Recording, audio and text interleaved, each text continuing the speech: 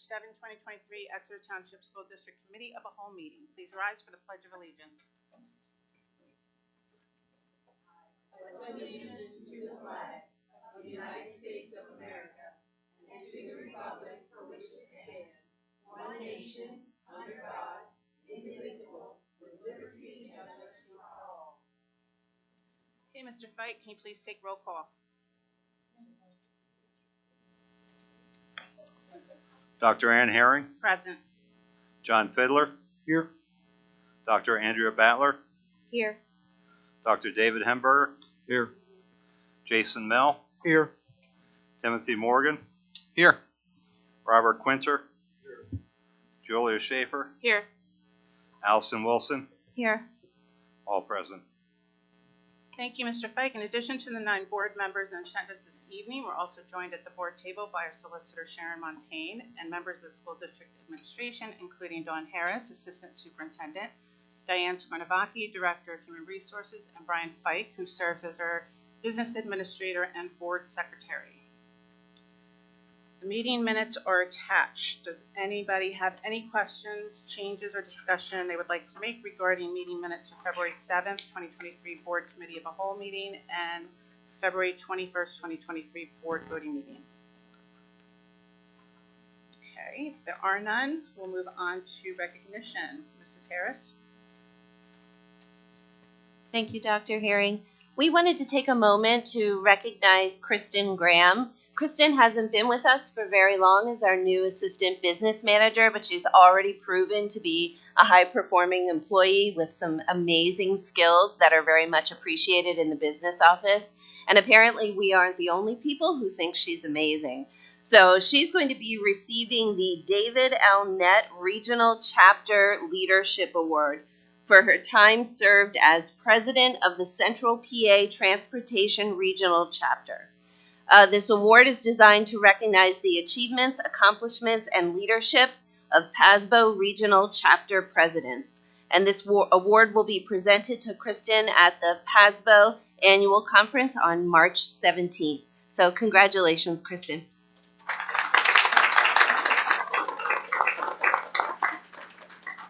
Congratulations, Mrs. Graham. Next is the amending of the agenda. We will not be doing that tonight, so we'll move on to Education Committee with Dr. Battler. Thank you, Dr. Herring. All right. The first thing on our on this committee is the field trips that have been reported within the 60-mile radius that have been approved, items 1 through 8. And it is recommended that the Board of School Directors approve the following list of staff conferences. And there are only 3 listed. None have any cost. If anybody wants to discuss either of these. Actually, Dr. Battler, if I can ask for item A6, what are the Exeter games? Does anybody know? I don't want to put anyone on the spot. You do? Okay, great. Thank you. Yes, I'm very excited to tell you about that. So Exeter Games is Exeter's version of Special Olympics. So it's a day set aside for activities for our students with special needs in collaboration with our administrative staff, our teaching staff, and other students in the district who help to participate.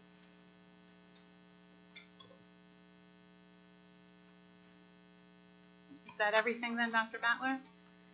Yes, however, I do have one small question, I guess. So on here it's reported about the Watten Creek Elementary 4th grade going to Rifton. I assume all the other ones are going to visit Rifton as well, Lorraine and Jacksonwald, but they're not listed. Is that? You have two. Oh, you know, item I 2 missed is number Lorraine. 3. Item 3 is Jackson. Oh, Right. okay. Sorry. That's okay. I thought I misunderstood one of those. Thanks. Okay, if that's everything. Then we move on to Finance, Facilities, and Audit. Mr. Mel? Thank you, Dr. Herring. First item is item A, Johnson Controls Planned Service Continuation. This is for July 1st, 2023, going to June 30th of 2024, and I believe this is the last year of a 5-year agreement that we have with them. Any discussion? Just a question, will we be entering another 5-year term after this one, or does that depend on Johnson Controls? Steve, do you want to answer that, please? Okay. And can you also explain what it is? So this is for our Metasys control systems for the HVAC systems and energy reduction within the buildings. We've had them for close to 10 years now. This would be the last of 10, I believe, years since the system was installed. It would be okay for us to look at other systems in the next contract and do price comparisons and see what the costs are out there to try to reduce costs, but that wouldn't be, this is the last year of the contract. So Steve, this basically sets the temperatures. The temperature On, off, controls, and- lighting controls, everything with energy efficiency within the building. There's nothing preventing us from renewing a new contract for the same equipment, though, right? No, sir. Okay. Thank you. Thanks, Steve. Steve, stay up just in case on the next one. Any other discussion on item A? Okay, item B, Chambers Flooring LLC proposal. This is for the senior high school gym floor refinishing in the summer of 2023. Right. Now, one thing I did want to know, because people, when they think refinishing, every other year we basically do a light sanding and put a new coat on. This is actually stripping the floor down to the bare wood because they have what you call cupping. After a while, you can only sand so many times, and the wood starts to go like this, so you have to sand it down completely. This also includes New graphics. new graphics. That's what they call it. Yeah. It would be up to, and we usually leave that to the athletic in the building to determine what, or the board, to determine what's on the gym floor. Right. And this normally happens every 10 to 15 years. That's correct. Every other year you do a light sanding and put a new coat on top. But after a while, it's built up such that it starts actually hurting the floor and makes it cup. Yeah, that's what I was going to ask, because based on what you were saying, it looked like every other year. I could see 2017 and 2019. It looks like we actually had our custodial staff handle the refinishing, and they were actually trained by an outfit Right. to do that. But you're saying this goes beyond of something. Yeah, what our custodial staff would do, and correct me if I'm wrong, Steve, is basically put a varnish over it to take away the shine, clean that off, and then put a new coat over top of that. Yes. And every time you're doing that, you're adding maybe half a coat, and after a while, it just gets so thick that your floor starts to yellow or your boards start to cup. And that's where we're at, so it definitely needs to be done. How did we come up with the decision to use chamber floors as to someone else? Did we look at several different companies? This is a CoStarz. We did, and their co-stars also. We looked at Miller Flooring and, I can't remember. I think it was Myers out of Lancaster. And Keystone, this actually had the best price. Right. And the other thing is these are the only ones that could fit us in this summer and on our schedule. That's correct. We have to balance that in between summer activities in the gym. And this process takes about 3 weeks. And that's why I put it on now instead of later, because their schedule's filling up too. Yes, sir. Is there a warranty? They do warranty the work up until the first recoat, which is almost 2 years. And am I missing it, or do I not see it on this contract? It comes once we agree to the terms. They'll give you the warranty paperwork that comes with the floor after they're done. Okay, But great. generally, most companies do that. Thank you. And just so I understand you correctly, after this is done, this should last up to about 10 years, you said? I'd go 10 to 15 years 15. if the recoating's done right. I hope it's done right. Like I said, it's when you recoat, you do a varnishing, but sometimes people try to sand it. That's why they have to be trained exactly how to do it, so they're not digging down into the actual subcoating, if you want to call it that. Yeah.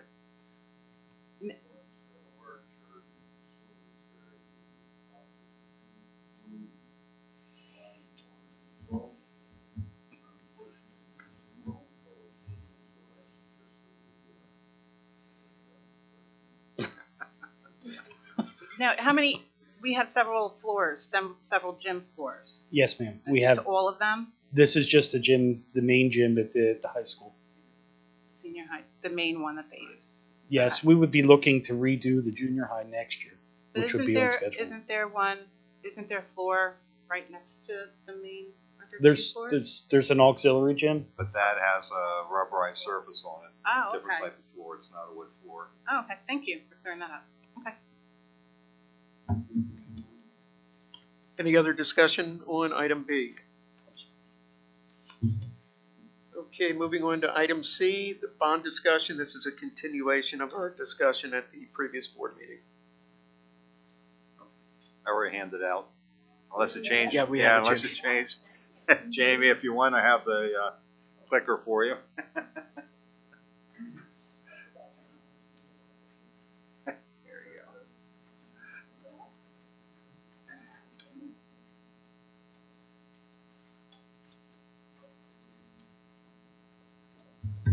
Well, thank you, everyone. Good to see you again.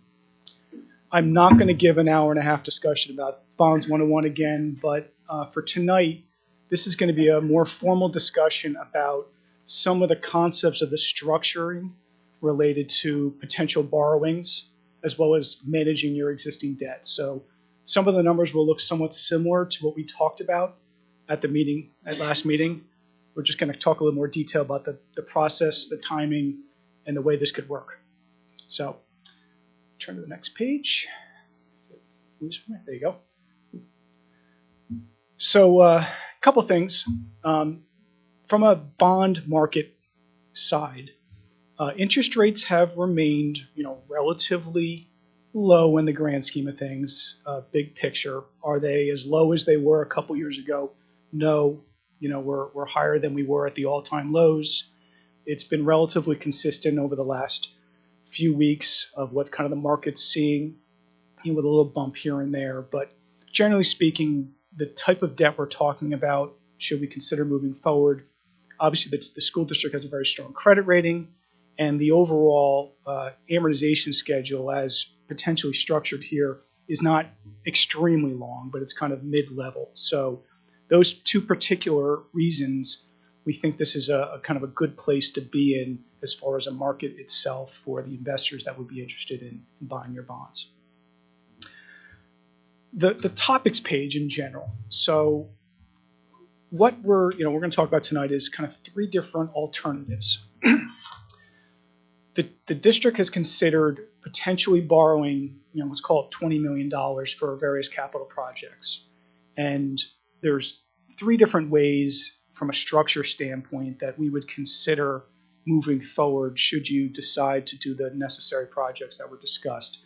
Nothing for tonight we're asking you to consider doing anything like that, but this is for kind of information only at this point. The first, as we talked about, was utilizing what is called a level debt service structure, and I'll go into more details on that, is simply how we would consider a home mortgage, where we would borrow X amount of dollars, it would amortize over a period of time. Traditionally, it's a 20-year period for debt at this capacity. And what would happen is your current debt portfolio would just have new debt layered on top of it.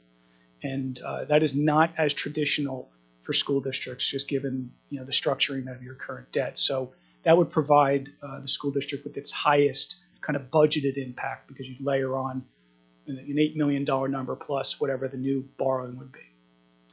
A second concept would be, what is called a wraparound debt service structure, and we'll show that in detail in a second. That's more traditional how we see school districts issue this type of debt, where we would borrow the necessary funds, we would amortize the principal during the payments when the other debt would start to fall off. So you're able to amortize debt at a reasonable period of time, depending on your debt structure. It keeps the overall interest expense relatively low, and it's traditionally pretty efficient. In this particular case, you would still have an incremental debt service, which probably, given some of the budgetary concerns that the board would consider, probably puts us a little bit above what you might want to consider going forward. So although it's an option, it is a board decision to make. The wrap structure would be alternative one that I would think you would consider should you borrow this money. Then third is kind of a two-step process where one would start out with what we call a debt restructuring. And again, we're going to go into more details about this.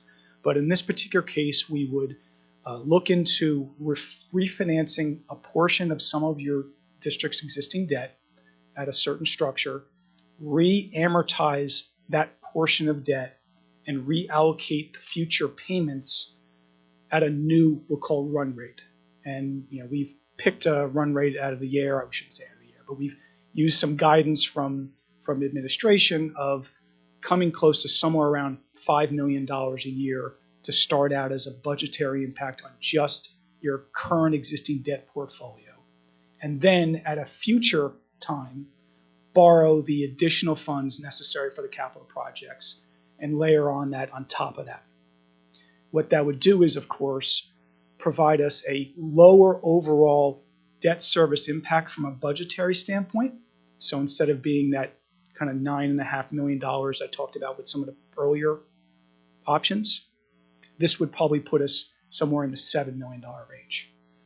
It would extend your debt a little bit farther than that wrap structure I talked about, but it wouldn't be particularly too long. You'd probably be kind of in the 15-year mark all in.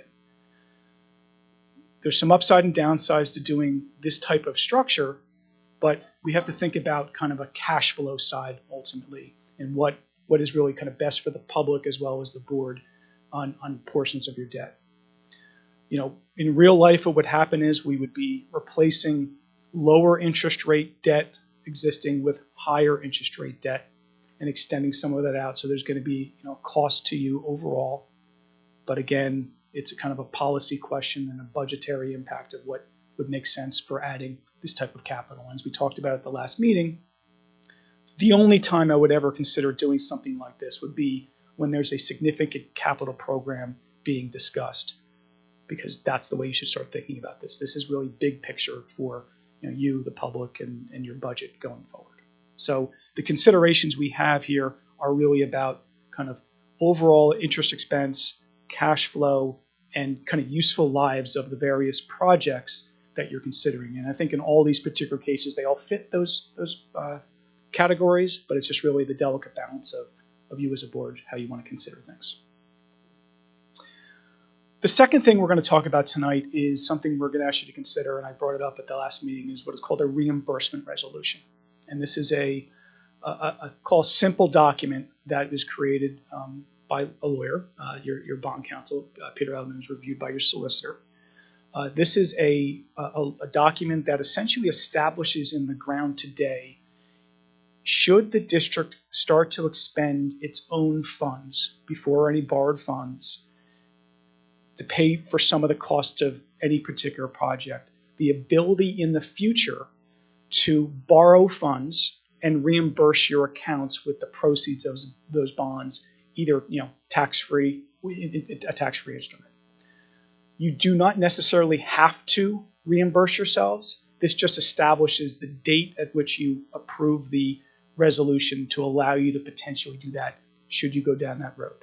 So there's really no risk to you to do this. It's really for setting that tax status in line. So I think there's a consideration and a review that's already happened. It may be in your packet for all I know of this 1 or 2 page document that describes that.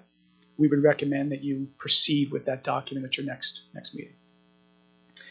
And then third, from a transaction standpoint, should we decide to move forward with a structure or a restructuring that we were describing, what we are thinking about here is we would do this with a 2-step process. And step 1 would occur as quickly as possible, so you have and you will know for your budget what your budgeted payments will be on just the refinancing portion of your debt. And that will give you as a board a little bit more time to determine the borrowing amount for the potential new money. But we would still plan for and show you what we think the impact of the debt service would be should you go down that road. So again, for consideration, if we move forward with this, we would utilize something called a parameters resolution, which is the legal document that establishes the structuring of the potential financing establishes maximum interest rates, maximum terms, and uses of your financing. In this case, this would just be for a refinancing structure, and we would again come back in the future to do another resolution as you move forward with any capital needs. We think this is the right path, so you can take your time to figure out what you want, but again, use this for budgeting. Our expectation here is, from a timing standpoint, we would move forward with the refinancing, at your next board meeting, and then go through the necessary process to do it. And then sometime over the summer or early fall, we would come back and issue the new debt for capital projects. We can kind of do a lot of things all at one time, but we think this may be the best way to do this for the board standpoint. So that's the kind of three main steps on the topics page. I want to run through a little bit the numbers itself to see if anyone has any questions in more detail of what we talked about last time. Jamie, sure. real fast, Sure. because we have a lot of new board members. Exeter, in the last 15 years, how many times they redo bond issues? I know 2020, 2019, 2017, 2014, 2012. That's before my time, but yes. Okay. Yeah. The district has issued a lot of debt. And Many times it's been refunded refinanced. and refunded and borrowed additional, a little bit here, a little bit there, and then just kept on moving. Yeah, I would say with my time here, the district hasn't issued much new money for capital projects. Much of the new money occurred 20-ish years ago. What I've been mostly involved with has been refinancings, and that's what I've been mostly doing. There's been a couple $1 million here, a couple $1 million there, but most of it's been kind of refinancing structures the last few years. So I might have mentioned at the last meeting, the cycle of new money is traditionally kind of 20-year increments, and that's kind of where we're sitting right now. Is that's where the state sees it, and as well as where we see it from building standpoint. So this is the right time. Thank you. So on the left-hand side, this is again the debt portfolio as currently structured for the school district. As we've talked about, the debt itself is relatively short. From a budgetary standpoint, kind of before any kind of reimbursement from the state, which we've talked about, it's about $8 million a year, whether it's 8.1 or 8.3. It's give or take in the $8 million category. It eventually drops off in 2029 overall. Much of the debt, as I mentioned, has been refinanced a few times, and it's relatively low interest rates. Some of the debt is callable, meaning the ability to refinance, in the near future. But should we do this restructuring, there's more than likely some of this debt would have to be issued in a special status, which would be taxable to make this work because of tax requirements. That's kind of built into this model. Conceivably, the debt would have some kind of call provisions going forward, depending on the structure. And any new debt that we issue related to the new money would have a call feature as well to give us the ability to refinance should market conditions or restructurings are necessary. So again, we're really for tonight kind of focusing in on the concept of the restructuring with the idea of understanding what the new money would look like, but understand anything we do, we will get as much flexibility as possible to allow us the ability to do things in the future if necessary. Anyone have any questions on this page? Okay. So the next few pages really touch on the structures we described earlier, and then I'll call these are the simple ones on this page, which is on page 4, the yellow and the blue. And again, as I highlighted earlier, this is just really, I think, for illustrative purposes to see what impacts would look like if you did it the kind of more traditional way. So the yellow section is a traditional level structure, which is traditional but doesn't really happen with school districts. And that is a kind of a 20-year level. If you layered on that $19 or so million over a 20-year period, the incremental difference or increase that you'd have to pay is about $1.5 million. So from a budgetary payment, the district would have to get to a budget of about $9.6 million, give or take, from a debt service standpoint, which would mature in 2043. So again, that's kind of high level, see what that would look like you do with that structure. Again, the wrap structure would look, something similar to what we've done in the past. But again, you would layer in that, close to $20 million, really starting in 2029 with a final maturity in 2032, relatively short. Doesn't necessarily match the useful lives, but from a kind of efficiency standpoint, this is this structure would work this way. But again, it would have a budgetary impact to you annually of about $875,000 per year, which means you have to get to somewhere around a $9 million budgetary debt service rate, with not including all the other operational items that you as a board have to consider related to teachers and healthcare and pensions and all those fun items. So that's kind of the two traditional ways. We can reference back to this in a couple minutes, but again, let's just use this as a basis to start the conversation. So this leads us, if I can get to that page, you're not moving. There you go. There you go. The concept of the two-step restructuring. This would be on the left-hand side, the colorful page with the black and the blue and the yellow and the red. Some of this coincides with how we'll describe it. So as I mentioned earlier, the idea, should we move forward with the restructuring?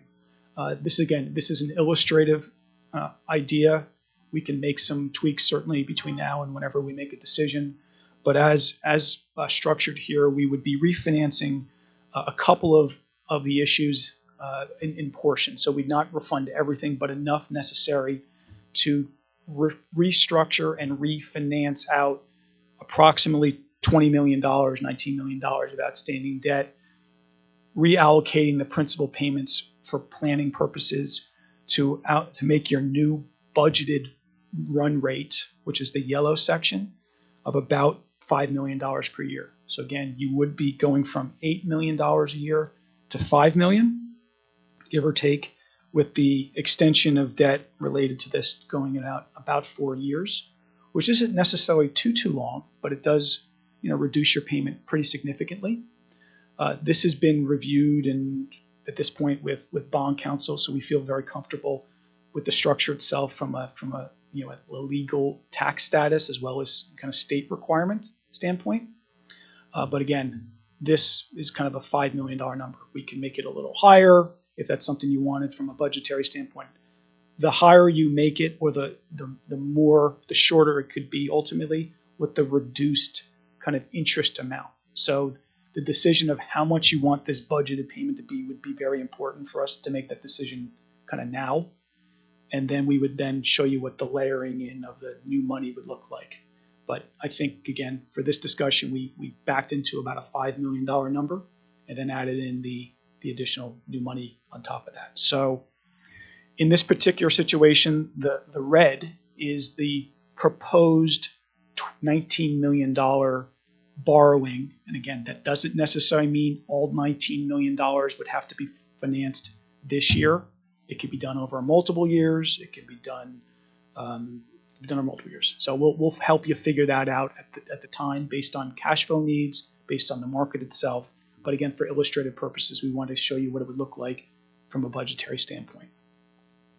So that structure would make the assumption that the yellow is the new budgeted rate, and then we layer in the new money on around it. So the final maturity would be in the fiscal year 2037. So again, 14, 15 years from today, not extremely long, but still long enough fitting the kind of the useful lives and reasonable nature. And that would make the new budget payment, assuming these interest rates, about $5.8 million. So the district would be able to borrow the necessary funds for these various projects, along with using some of your own funds, which I think we've discussed, to get the necessary money to do what we need to do. And from a budgetary standpoint, your overall budgeted rate would drop by close to $2+ million per year. As I said last time, what's the rub? Well, the rub here is, of course, we are kind of restructuring existing debt. There would be an overall cost to the district by doing the restructuring because of the extension of debt and somewhat higher, higher interest rates and just the cost of doing business. So you kind of have to look at that as an alternative. But if I'm sitting there, you want to feel comfortable with what you're going to be paying for over the next 15 or so years. In addition, we have to be considerate of any future capital needs. Once you kind of go down this road, doing the restructuring, adding this new kind of layering in on it, what happens over the next 5 to 10 years would matter as well, because we want to make sure that we've kind of potentially allocated your ability to pay for any future needs. Based on some, internal conversations, I think there's, we're probably a decade-ish, maybe from doing some major capital maybe to consider. So this really is kind of the big nut to consider for the district for a while. And, we can, use the potential excess funds that come from the reduced debt service that you're paying to continue to build and rebuild the capital improvement program for short-term needs or emergencies, or even just starting to build things up for the next round of funding, which could happen again 5-10 years from now. So my suggestion would be, if we did this, don't make any drastic moves, but understand what your budget's going to look like, but also use this as an opportunity to kind of continue to build things for the future capital that is necessary for the school district. I'm going to stop for a second, and I can talk about some impacts and timing of things. But a lot of this is what we talked about last time I was here. But again, the numbers are kind of easier to read this time and in front of you. So I'm happy to kind of answer some questions and kind of go from there.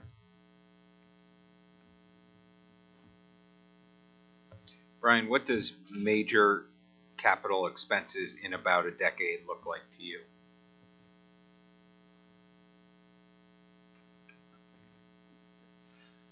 I'd say somewhere in the early or mid 2035s. I think the one building has got to be rebuilt, or major renovations could be Lorraine. That building is probably getting down to useful life by that time.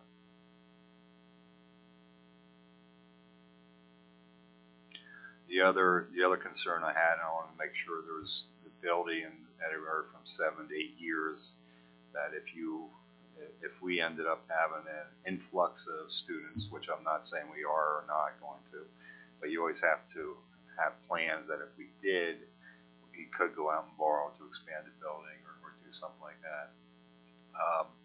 Usually what happens is you have a large influx, you end up putting in portable classrooms, and you go through the whole redistricting or expanding a school, but it takes 2 or 3 years to even get the shovel in the ground, and another 2 years to build it, so you're 5 years out to building a new school.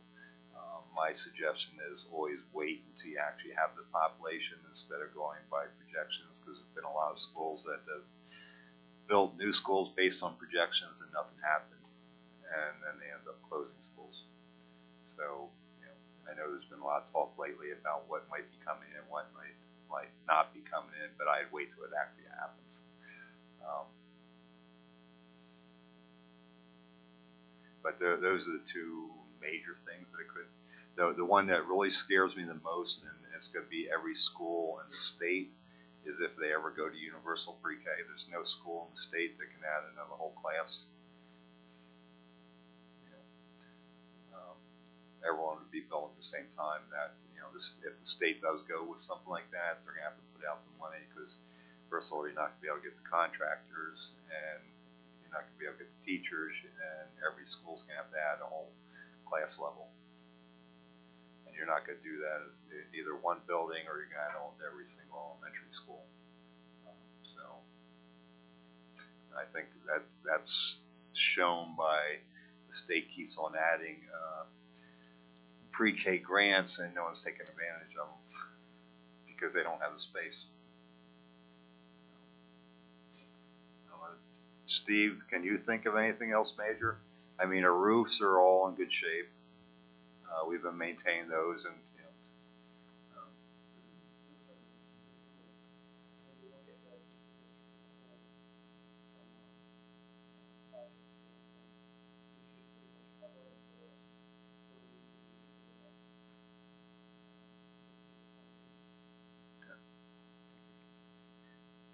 did that answer?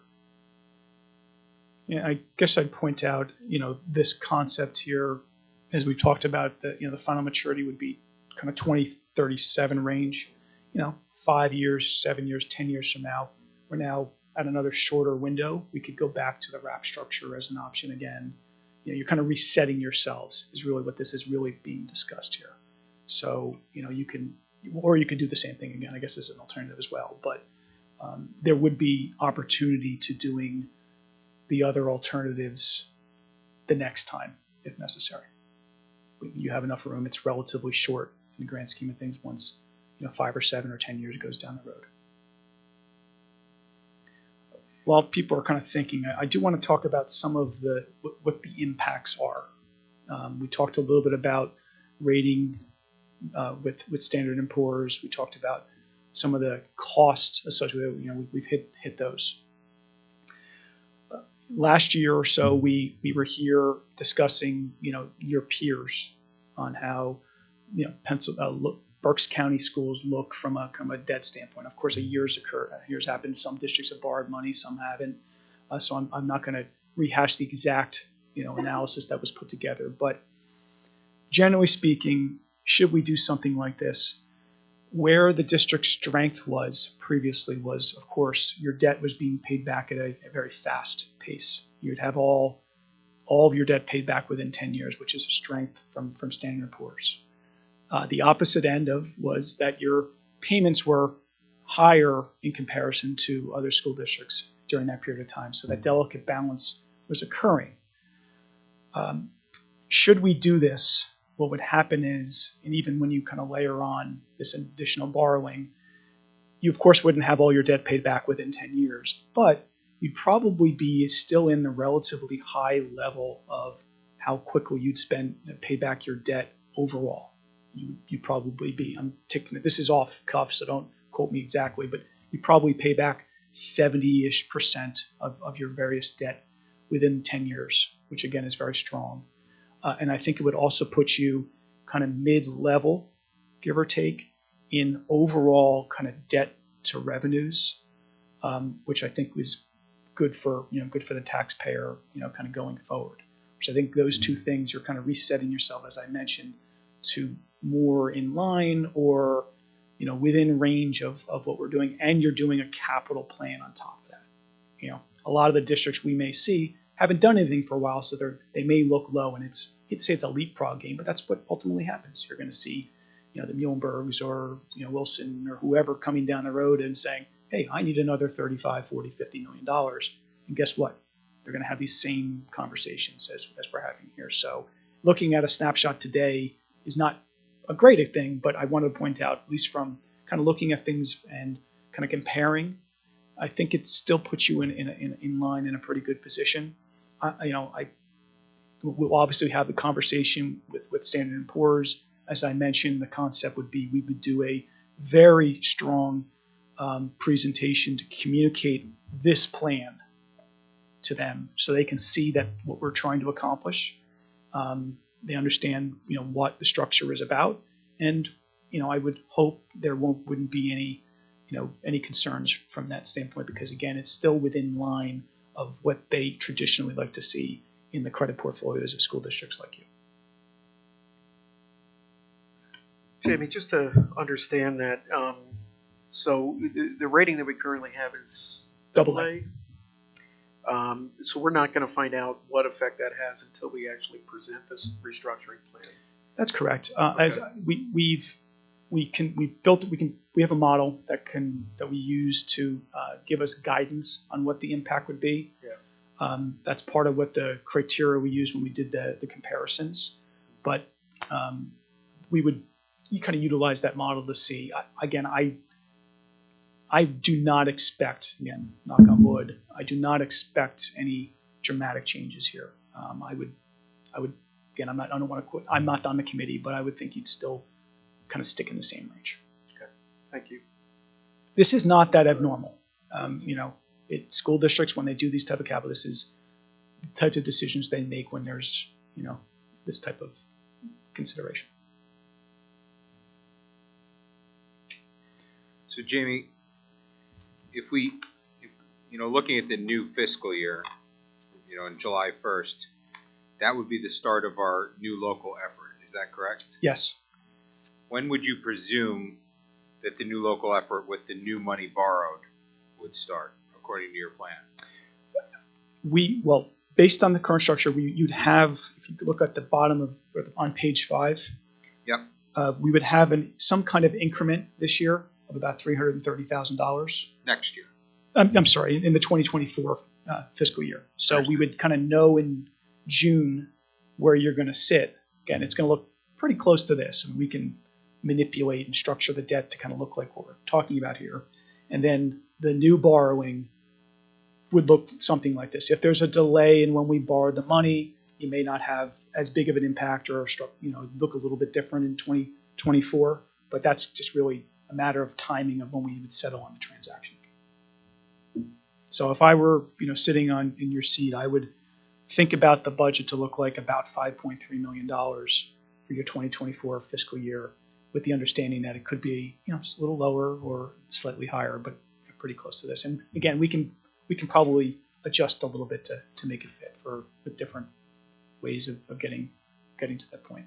And if I understand you from last meeting, if the bond issue settlement is in October of 2023, we will have until October 31st, 2026 to use all of that money. Is that correct? The reasonable expectation to spend all of the money was within 3 years. Yes.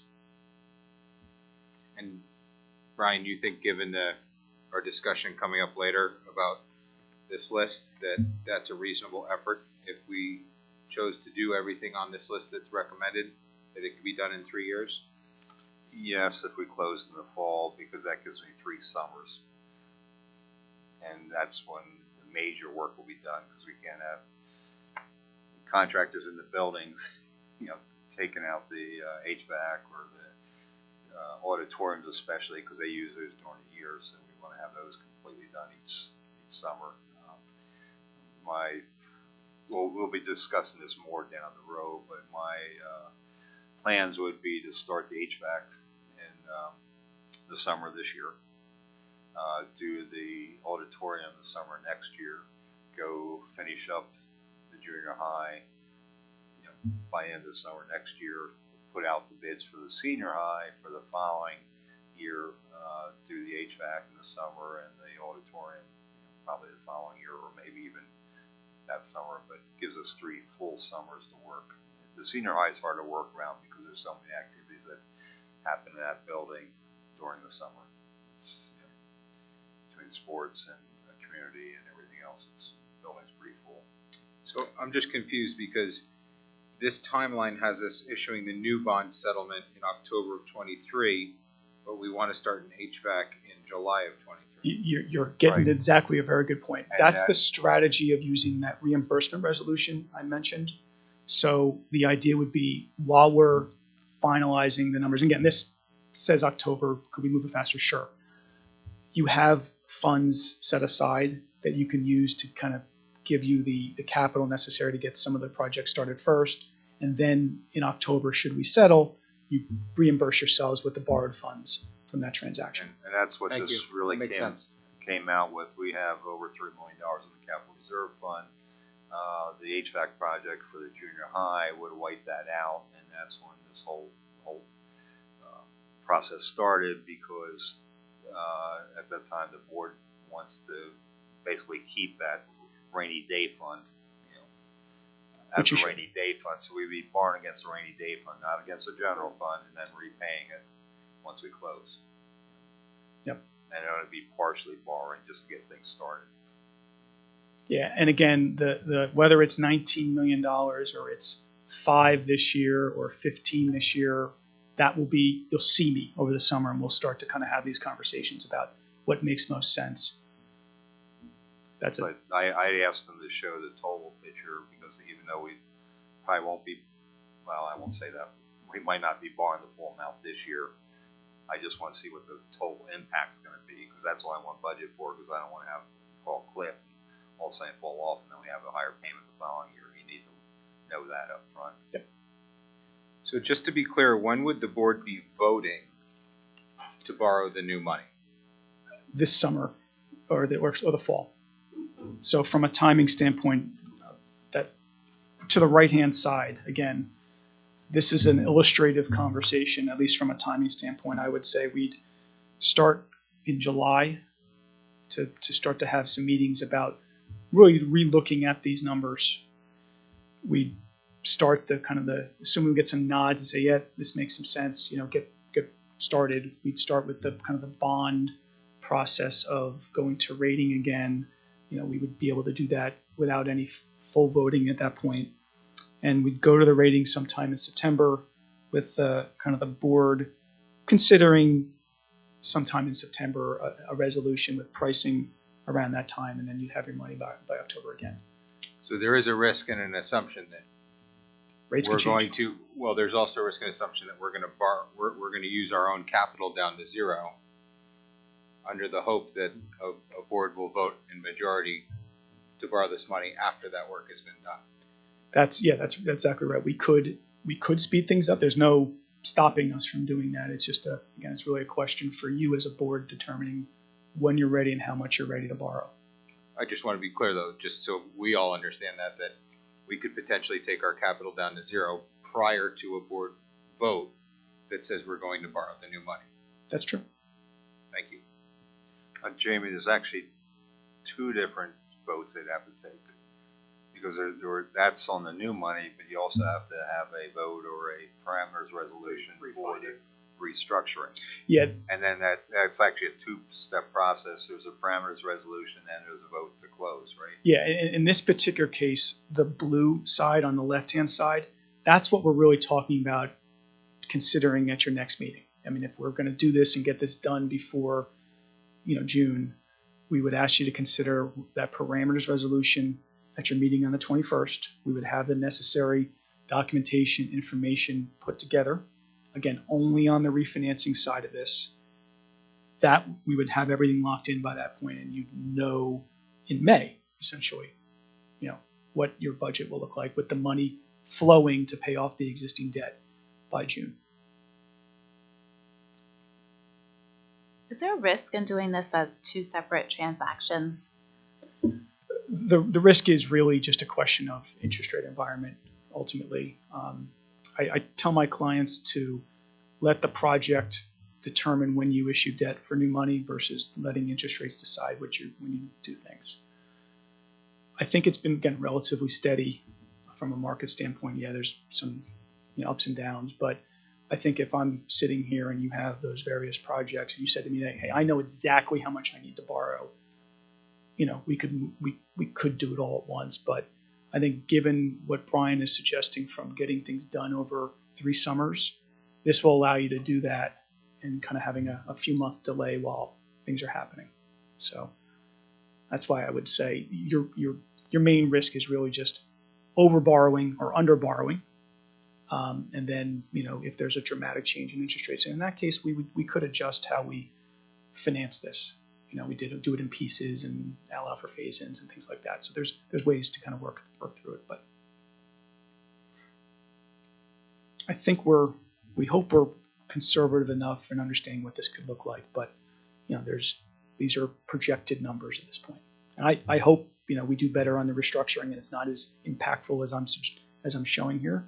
I traditionally am more conservative when I show these numbers, but until we kind of get to the market and we finalize some of the discussions with the existing debt holders and things like that, there's some things that need to happen to kind of get this all finalized. But I think for the illustrative purposes, I think this looks the way it's going to look.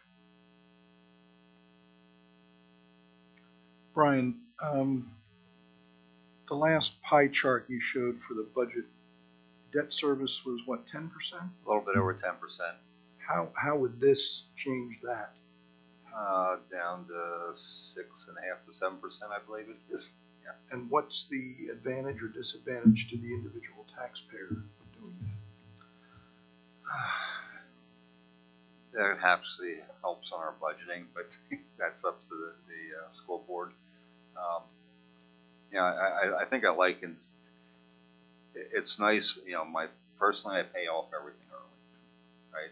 But sometimes you get to the point that you finance a car for 2 years and you finance it for 4 years because it's going to last you, it used to be 6 or 8 years, now people keep it on 12 years.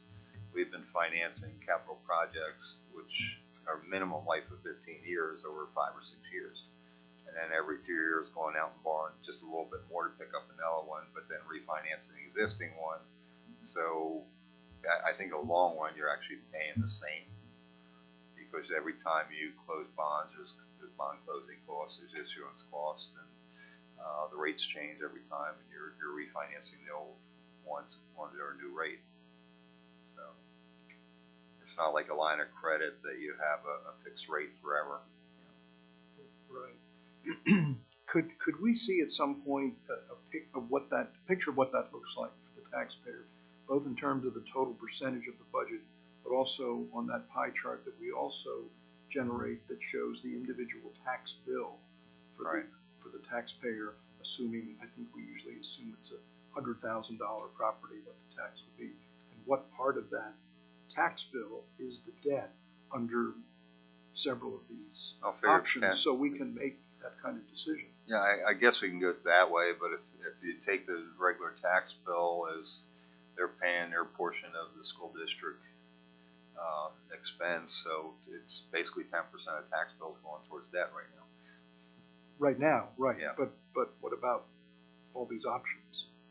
If we go with the restructuring, it'd be about 6.5% towards that, and the others going towards educational purposes. But it would be 6.5% over a longer period of time, right? Correct. Yeah. So how can we make that decision? Is it better for the taxpayer to do what you like to do, pay it off quicker, or is it better for the taxpayer to pay it off longer and have a lower bill? Yeah, but what I'm saying though is I like to pay off quicker, but then I also don't want to be going out 3 years and borrowing more money, and then another 3 years and borrowing more money when you already know the projects. That things that had to be done since 2017. We've gotten a lot done since then, but we didn't do a lot of the other stuff. And, we got masonry that has to be pointed in every single building except one, and the 2 newer buildings. There's HVAC systems that we can have the plan twice the amount if they go during the school year, just to have to get someone in their emergency basis. I think Bob brought up, we still have to maintain the buildings or replace things. Sure. I think it's fair to say if we did do a restructure and we needed to do these repairs for $20 million and did something else like a wrap, that the chances of that having a negative impact on the taxpayer would be greater because we're going to have a larger budget. Right. Yeah. Yeah, and this whole idea of the restructuring wrap, I think we talked last year about lowering the payment because we did have such a high debt service, but at that time I said no, and PFM said they wouldn't recommend it either because you're not borrowing new money. But if you are going to borrow new money, let's not take the I don't want to call it short-sightedness that we've done in the past, borrowed for not more than the life of what you're building, but closer to what you're paying for. Is there any advantage to taking all of the projects on these 2 sheets here and putting them in some sort of order? Say these are the ones that must be done now because buildings are falling apart, kids are going to be tripping on carpets, stairways are not safe. In other words, putting safety at the top and taking a longer time to roll out those projects, or are we back to your scheme of doing it in 3 years, regardless of the safety-related the safety projects? I think we lumped them under security because there are some security projects, and those would be immediate and ongoing. The junior high, we're probably a year behind on the HVAC system. We're replacing motors, and I'm not sure if it has another year or 2. Okay. The senior high does have another year or 2, and that one is more the main controls, main units. The gymnasium's great, but it is falling apart, the floor especially. So like the the auditorium, and that would be year 3 for me. Good. I don't think it has to be done in the next 5 years, but I'm looking at what we can do in 3 years. Good. You know, we could always wait and borrow again if you wanted, but I'm trying to clean this so that we don't have anything until there's something major that has to go. Okay, thank you. And so it was my understanding that the administration had already been through the entire list, and those were the recommendations of things that needed to be done. Yeah, and after this we'll go. I also have this capital list. I'll put that up, and I gave everyone the capital list. And there's some other things that we said no to. You know, I know some people might want a second turf field, but put that in there. You know, additional parking at Awat was one. I think additional parking at Jacksonville, which I don't see that. It'd be nice, but it's too expensive for the couple events that end up being up to the church. Or we have that same problem at the high school. For football games, they're out in the street and everything else. I'm not going to build a parking lot for 1 or 2 events a year. I do see a benefit of prioritizing the work here, just in the fact that, with some of the risks that we talked about, if for whatever reason the estimates and the projections we've given here are low, and we technically have underfunded that, wouldn't that be a reason to have the priority work done in that order, to just in case we do not have the funds to cover some of this? Right, and right now, I think under the capital discussion, I think I posted 2 things that I'd like to get moving that we'd use the reimbursement resolution. One is the tennis courts. I'm cross my fingers that they survive this spring. We've been lucky this year with freeze thaw, but there's cracks in them, and if we would have had a bad winter, I would have had. I've seen it in other districts that the cracks are such that we patched them 2 years ago that patches didn't last through this summer. They're hollow underneath. If you get a bad freeze thaw, they actually lifts them, so that those courts are to the point that they have to be rebuilt. That would be a priority, and also getting the variable speeds of the junior high project, at least ordering the long lead items now. I think I had a quote in there for that too, but that gives us to probably midsummer to actually finalize the total and the dollar amounts and when we want to do it, and decide if you want to borrow, if it's 19 million, borrow it all in October, or hold off to the senior high for another year, that portion.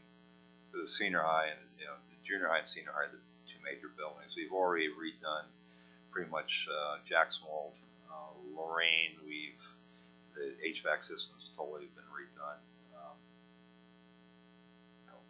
I don't see much being done there except from some pointing issues or masonry on the outside, just to keep the building envelope secure and airtight and watertight. I think, listen, we're in an unfortunate situation where we have a property that we all own, that the taxpayers own, that needs work done. And we're in a situation where if we don't at least figure out a way to fund it all now, we're just going to continue to kick the can down the road, which I think has been done since 2017. We've done some projects that we had to, but we're now left with this. And I think this is, we're in one of those situations where this stuff has to be done to maintain our property the same you would maintain your own property. I know we're going to go through the list later and find out if there are anything in here that would be considered, that maybe is considered excessive or we don't need to, but there are projects on here that are of great expense that need to be done. When I think about how our options look, it's, one of the things that I'd asked for in this list that we're going to talk about is project lifespan. And most of these projects are at a 20 to 25 year plus lifespan, some of them with 15 years. And historically, since at least I've been on the board, from what I've seen, is we front load a lot of that debt. And so we're asking taxpayers to take on the burden of paying off that debt quickly for projects that last well past the life of the debt. And I'm not saying we should extend the debt to the life of the project. However, there are people that are going to be taking advantage of these projects long after that debt is paid. And we don't have the funding right now to pay that debt off without putting that on the backs of the taxpayers with tax increases. So I think that this is kind of a good middle ground of what Jamie's company is suggesting, because We don't front load it. We're not taking a 30-year term out. This is a good middle. Mr. Fike, the previous budget, we spent about $8 million, correct, in debt per year? Correct. Yep. So if I do my numbers correct, the biggest thing I'm concerned about that I'd like to know from the administration is we're going to save about $2.7 million next year by refinancing if we do it this way with all these new projects. My expectation would be that we are going to be able to create a budget that's not only balanced, and when I say balanced, that it's expenditures versus revenue, but we're going to be able to do that without a tax increase, without borrowing from our reserves, and be able to push some money back to rebuild some of those funds that we've taken away from these last several years. So I'd just like to get the opinion of administration, since we haven't seen a budget presentation for the upcoming year, what your feeling is and how that's going to look if we move forward with this. If we move forward with this, I think we're close to revenue expenditure neutral. And the reason I say close is because the governor came out with his budget today. We would see a 10.3% increase based on the numbers he came out. Now, last year, the governor came out with an 18% increase. We had almost an 8%, but I think we're, even if we get half of that, where we started the budget was $3.2 million deficit. We, had a structural deficit from the previous year of over $800,000. We've had all the increases. Fees were increased. Everything went up on us. As of today, without, I'm guesstimating a governor's budget of at least a 3%. I'm at a $2.7 million deficit. I think I can get that down to 2 if we save $2 million on debt service. The other thing I want to stress, though, is all during these budget meetings and capital meetings, we also broke out everything that was less than 15 years that should be done under the maintenance cycle, and that came out to about $2.6 million, and we figured that's over a 6-year period, so about $450,000 a year. We need that into the budget for maintenance of our roof repairs, making sure the geothermal fields are flushed and maintained. There's a lot of things on there. Pickup trucks, all of our pickup trucks are 12, 15 years old now. We have to start replacing that, just like we do with our buses. We replace those every 12 to 15 years. We actually have some buses now that are getting close to 15 years. And because of that, we lost $100,000 of funding because the state funds about 50% of your transportation up to a 10-year-old bus, and then after that, they keep on jocking it down. And if you have a bus over 15 years, you get no reimbursement on that. So we do have 2 buses we're waiting on that were supposed to be delivered this year. Last time we heard they're going to be in September. Next month, putting out for bids for the following year's buses, but we built that into a lease cycle that's a lease to purchase over a 5-year period, and then we own it. So that's also built into the debt service, or you want to call it debt service. The accountant's called debt service, but it's a lease payment. So if we could save $2 million in our debt service year, I think we'd be back to where we should be as revenues equal expenditures. So we're no longer around Peter to pay Paul or borrowing from our fund balance. When I came here, the board interviewed me, and their biggest concern and their biggest goal was to get rid of, rob Peter to pay Paul. The first year I was here, they had approved the budget of $3.2 million deficit, meaning they spent more than they took in. We cut that in half to 1.6. Last year we cut it to 800,000. This year I'd love to cut it in half or drop it to 0. And I think this board wants to get down to that we're spending what we receive without hitting the taxpayers. So that's what this was brought up for. I appreciate all the work. I do think that this is necessary. I do like the model. I think it extends it out, but not too far. I think it puts us in a position where we have updated our property where a standard that it needs to be. I think that it allows us to have the safety mechanisms put in place, and it looks like some ADA concerns put put into place that is a necessity for the district and gives us an opportunity to balance the budget. And from my aspect, I do support this this plan that Jamie's proposed. However, in doing so, I just want to be public that I support it with a balanced budget that's going to expenditures versus revenue. Thank you.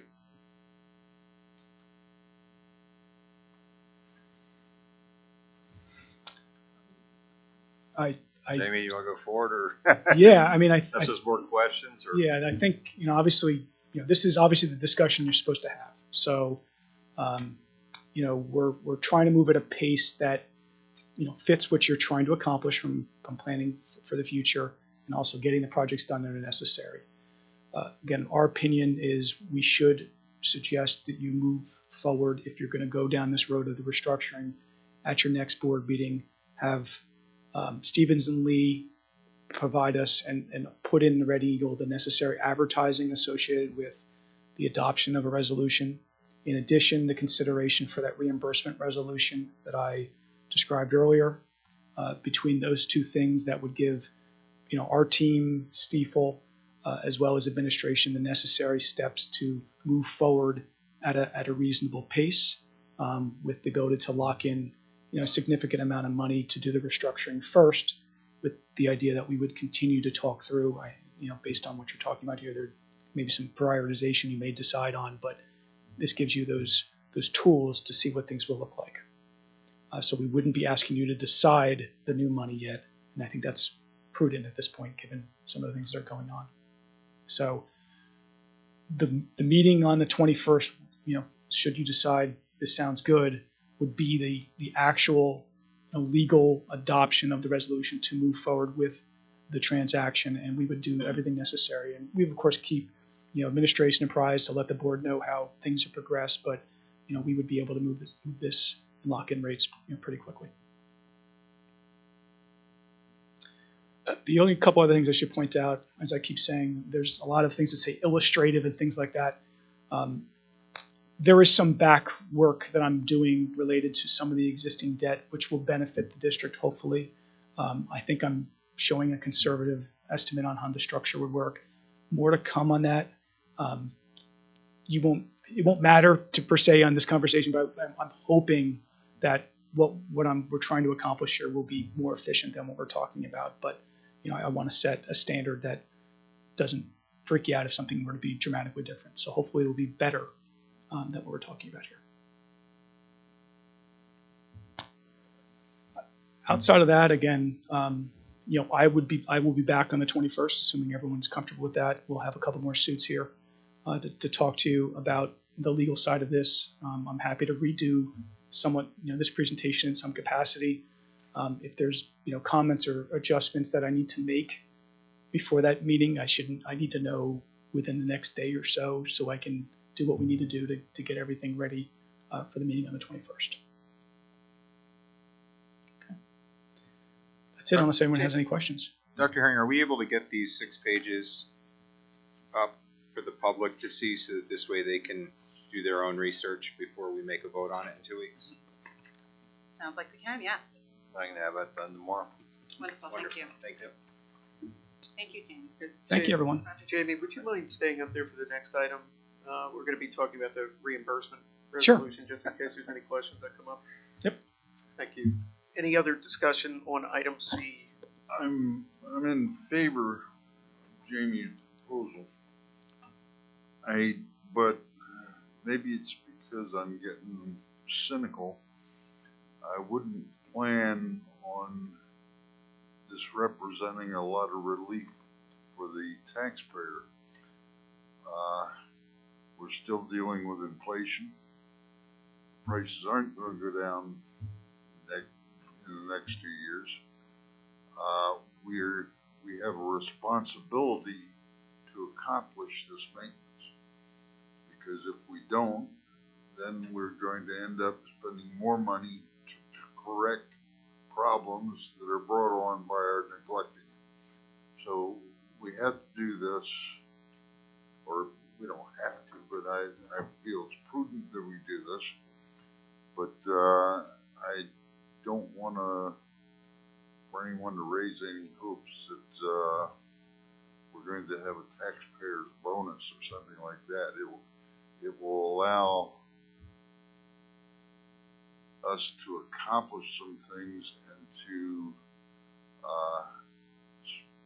compensate for the inflation and the other rising prices without going into the hole and it'll minimize any impact on the taxpayer, but I don't want anyone building any hopes that we're going to have a zero tax year, because I don't think that's going to happen. I do have that hope.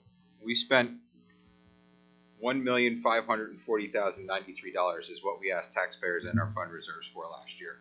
We're saving almost $2.5 million if we do this. So even if we had to, which I hope we don't have to, spend an additional almost $1.6 million, that still leaves a surplus in there. So it is my hope that we can at least create a balanced budget that would not affect our taxpayers in the next year. The exuberance of youth. Yeah, I know Mr. Fike has mentioned at the last meeting that, obviously inflation is a risk we're seeing in energy and supplies and other areas of the budget. We're seeing interest income increase to help offset some of that as well. But I think, the way I look at this is we can't keep going the way we're going, where we're incrementally increasing taxes and still taking out a reserve. We're never, eventually we're going to deplete all the reserve funds. I think with this plan, it'll build back the reserves. And like Mr. Morgan, I am hopeful that there is a possibility of no tax increase by doing this. I hope so. Everything you say is true. Like I said, I've been through 17 budgets, and I know how they go. So, any other discussion? Okay, moving on to item D, reimbursement resolution discussion.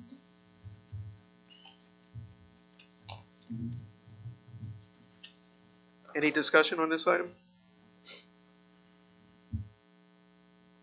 Okay, moving on to item E, capital projects discussion from budget meeting. Thank you, Jamie. Appreciate it. Thank you, guys.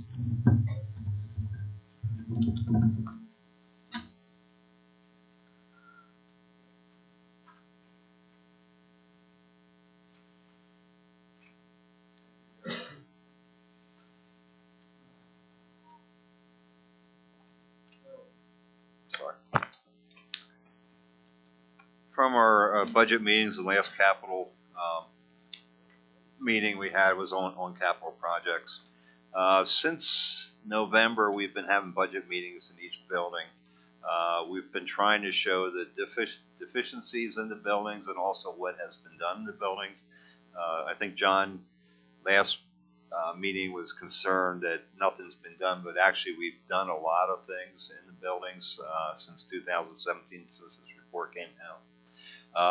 Like I said, Jacksonwald HVAC systems completely redone. The roofs in all the buildings are in good shape. Most of them go through 2034.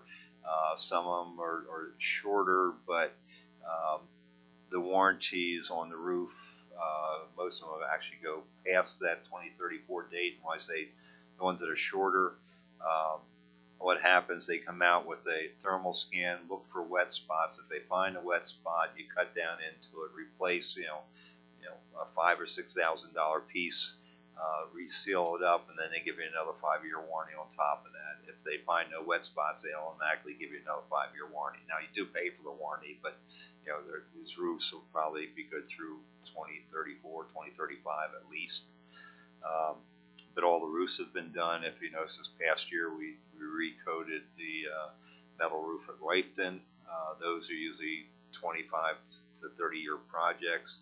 Of course, that building wasn't 30 years old, but when you build a new building, you get low bid, and sometimes the material meets specs but doesn't last as long as the specs only require it to be a 15-year roof, and it lasts 20, and it should last 30. But we have another 25 years on that roof before that has to be recoated. So Jacksonville, the HVAC system was redone. Lorraine, the HVAC system was redone there. And when I say HVAC, it's all the units, the chillers, the unit ventilators in every classroom. They've been completed. The bus garage, we're going to have occupancy this month. Our next April's budget meeting is going to be at the bus garage. The only thing that has to be finished there is the final coat, which will happen, the top coat of the macadam probably, I would say, end of April, beginning of May, but in the meantime, we're going to be using it. And it's actually better to use it before you put the final coat to make sure everything's compacted right. And then the lines will be straight and that project will be completely done. I'm trying to think what else.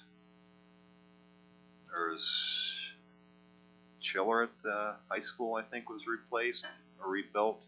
The chiller roof was done. There's been a lot of smaller roofs, a lot of other small projects that have been taken care of.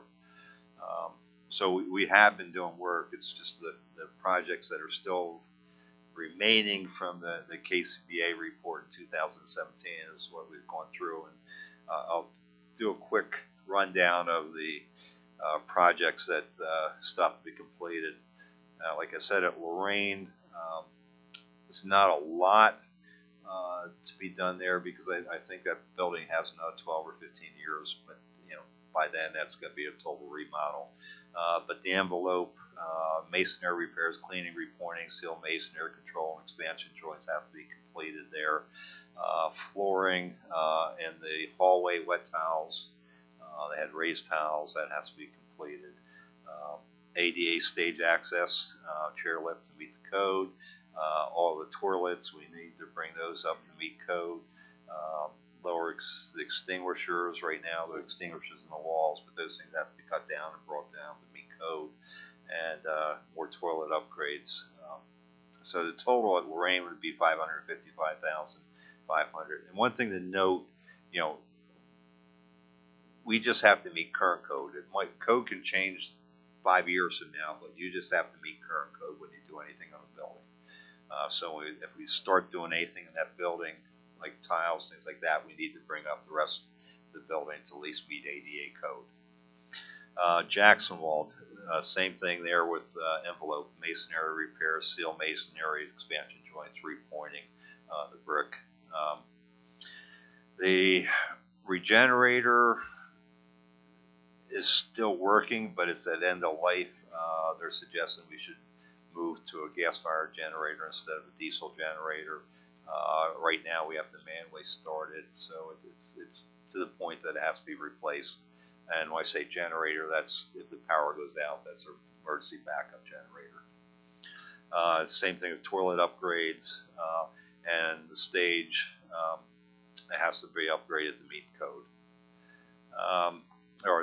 Stair tower basically lifts up on the stairs. Wanton, we still have some problem with infiltration after rain, so there's basically a ceiling, not really a ceiling, it's a metal bracket that has to be put around the windows. And the Wanton's the newest building, but they also build it with removable walls and I guess kindergarten classrooms. Well, removable walls are coming off the tracks, and they should basically be made permanent walls because they really can't use them anymore. So before it becomes an issue, we should probably just take them out and put in fixed walls there. Rifton, masonry and cleaning, repointing. And the windows are 50-year windows, but the hardware has failed on a lot of them, so we need to replace all the hardware in the windows. It's not replace windows because they're actually good. They meet the RF factor. It's just they won't stay open. And it's only the bottom sash only, but it's every single bit of hardware. There's spring hardware on the sides. In the old days, they used to put counterweights to raise and lower the windows. Now they use spring hardware, but apparently whenever we got the low bidder, they met all the specs of the RF factors of the windows, but the hardware was not the best, and it's starting to fail. Geothermal field, flush and refill. That's a possibility. It's not a definite. We have to, in maintenance, we're bringing in people to do the testing to make sure it's, at least 85% or above on efficiency. If it is, we won't have to flush and refill, but probably over the next 5 years, usually 15 to 25 years, you have to flush and refill the geothermal fields. Heat pumps, water source heat pumps, they're starting to go. We're replacing one at a time. One in the budget that this would, by the way, Rifton would be, except for the windows, everything else would probably be a third year or third summer we'd be working on. So that's something we could move down, but it is something that they're going to start to go faster than they are now as time goes on. Emergency access road in back of Rifton, same thing with the Watt. You had an emergency access road where they put a grate down in the soil where trucks can drive over it in a Watt. It's a metal grate where the grass goes up through. At Rifton, it was some type of plastic grate and it deteriorated. Now we have trucks that drive back there to deliver something. You have to bring in a tow truck to come out, to pull them out. That emergency access road has to be redone. And sidewalks, there's gaps, but that's the shortest lifespan. Usually the lifespan of the sidewalks about 15 years. Everything else at that building would be a 25-year life. I forgot to mention at the beginning of the project lifespan, we put minimum lifespan of what these would be in that column. Junior high, building solid, but masonry has to be cleaned, repointed, sealed joints. The biggest cost in that building is going to be the pneumatic controls or the controls for the heating system.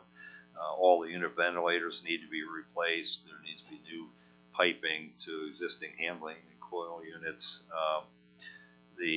When it's called unit ventilators, they're the units are in each classroom that sucks in air from the outside, but either heats or cools the building. They're at end of life. We're starting to replace motors, and we'll soon be replacing a lot more than just the motors. The auditorium, large tag. The floor tile has asbestos glue, or they call it mastic. It's not friable. It's not the type that just floats in the air. But if you drill into it, it could. So we can't replace the seats there without replacing the floor. And we've basically robbed the upper floor for seating to make sure we have good seating in the front, because you can't even get the seats we have anymore. So it's to the point that the whole seating has to be replaced, and to do that we have to replace the floor. So it's time to redo the auditorium. Humidity, wrestling room in the bottom, the lower floor. It's a very humid room. It only has access by steps and through maintenance rooms, which is not really kosher, if you want to call it that. We should have separate entrances. Stage access also needs chair lifts. Access and the restrooms, all the restrooms there need to be redone and brought up to code. Senior high, we've been replacing that's another thing we've been doing over the last couple of years, the hallway flooring, but we haven't tackled the stairway flooring, and they're starting to come up on the 3 stairwells. Also the masonry, weatherproofing, and within 3 years we're going to start seeing the HVAC system in the high school starting to go. I think the last time that was redone was in the 90s. So I have budgeted what it would cost in that period. The same thing with sidewalks. We talked about adding additional doors for access to the cafeteria. There's only it's a choke point trying to get out of that if there was an emergency, so we want to add additional doors there to go around the side. And we do have an underground storage tank at the high school that should be removed. It's been sitting there for years. I think that was when we had our generator was on diesel.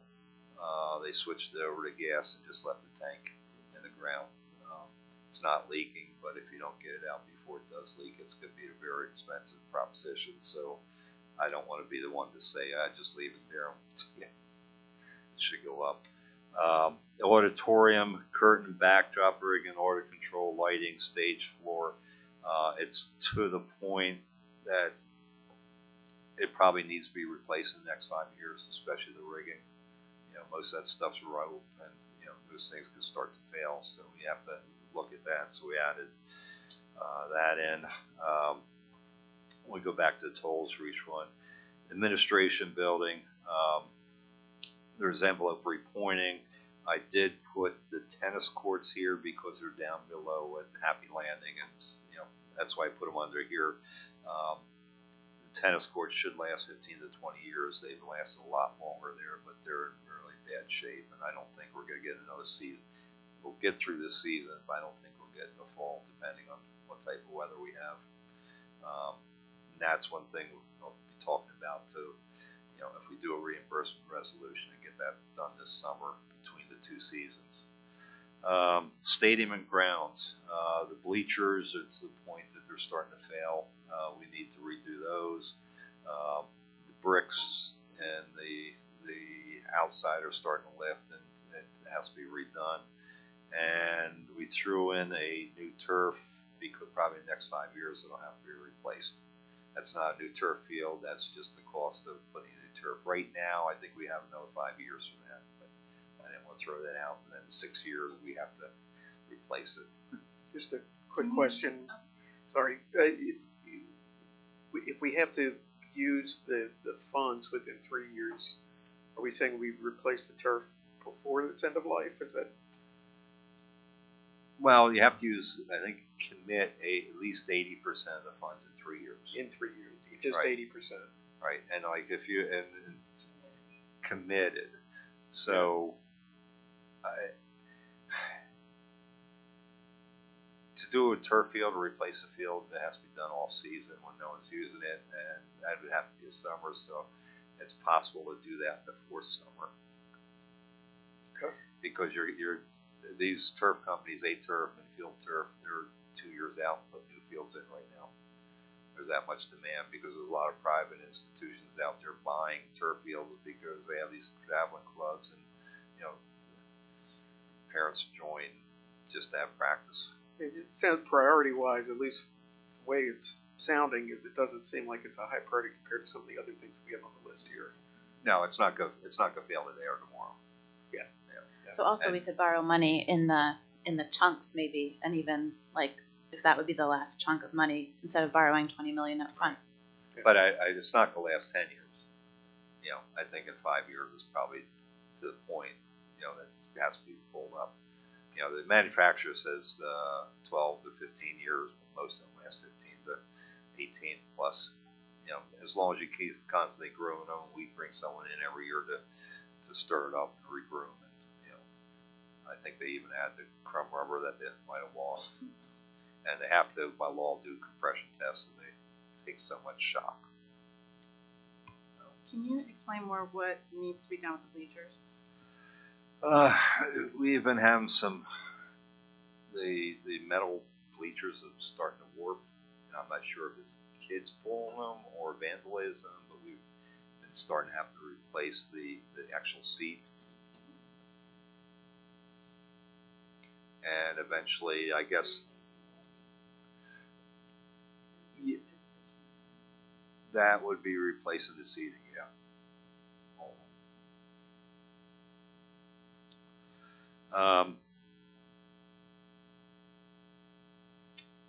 Maintenance garage.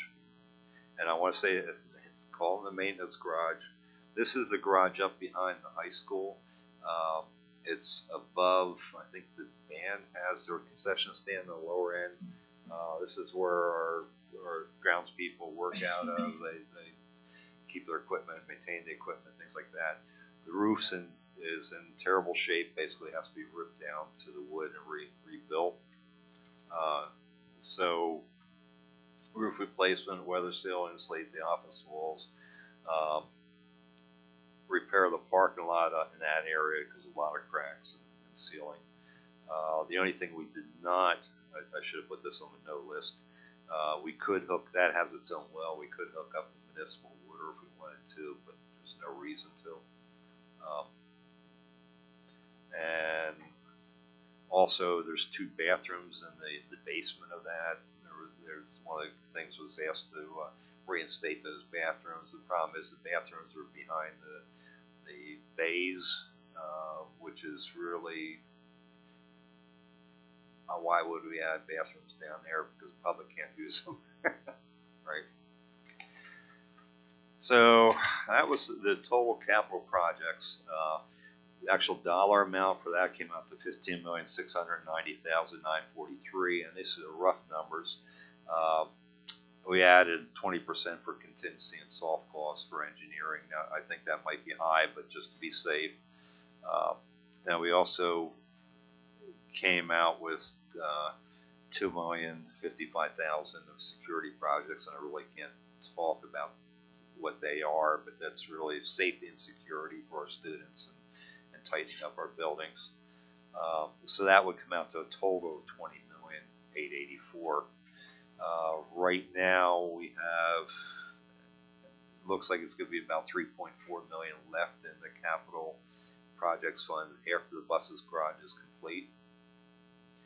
Which is and that's no longer bond money, that's money that was put aside by the board, so that can be kept, for rainy day or whatever. And I think the board was concerned about not having anything for rainy day, and that's what you'd be looking at if we did a reimbursement resolution, using some of that and then putting it back in. But that's up to the board to decide. They don't have to do that, but it's always be nice to have a rainy day fund, because the general fund right now has a fund balance of $5.2 million, which is 6.4% of our budget. The state wants you to keep it under 8%. Now, to put that in layman's term, that's only 22 days of bills. And that's PDE's requirement to keep it under 8%. If you went to the Government Finance Officers Association, their requirement is minimum 60 days of bills. So it's nice to have something there, because it's, as Exeter relies mostly on taxpayers, not on state money, but someone like Reading or some of the poor districts who rely on state money. If the state doesn't pass a budget, they don't get any money until they get the budget passed, so they can't even make payroll if they don't have anything in the reserve fund or general fund reserves. So,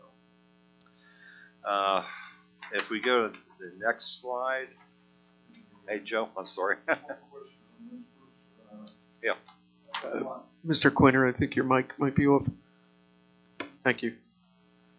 At Awatin, we're replacing those flexible room partitions with a fixed wall. Right. Those flexible walls were put in there at the request of the faculty. Have they decided they are no longer beneficial, or? Pardon me?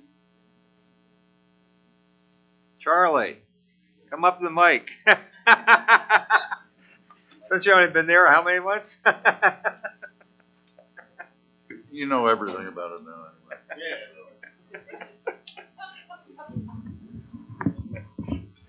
So, I don't have any information from our staff about why, if they would want them replaced or not. Have you seen them? Anyone? I've seen them and they don't look good.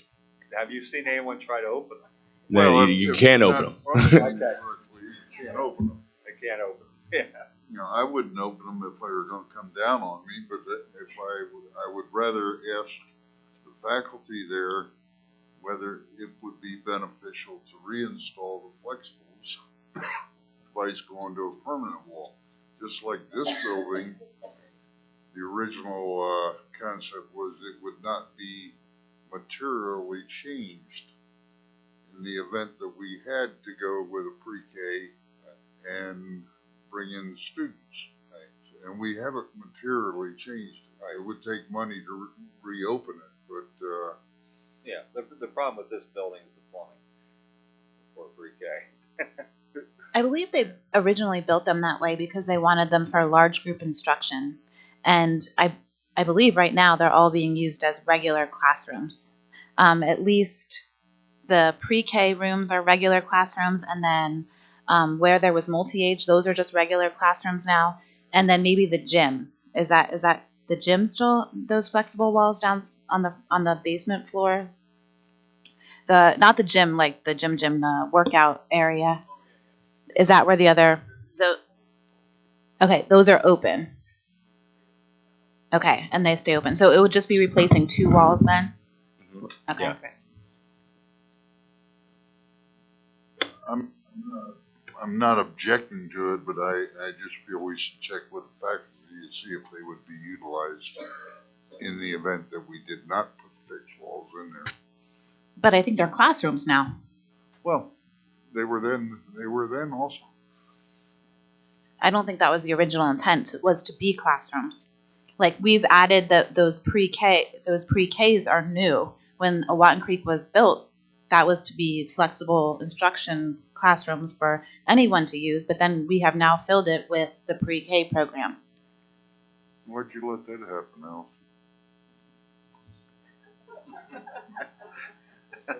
That wasn't the way it was when I was in Carolina. All right. Well, the other thing is we have probably this summer to finalize this list, but I think when we looked at this, it was like Thank you, Mr. Payne. You're welcome. the cost to fix them was almost 80% of what it would be to put in a whole flat wall. And then you don't have to worry about someone trying to move. I know it'd be easy to put in a flat wall. All right. But easy doesn't always satisfy the requirements. Okay.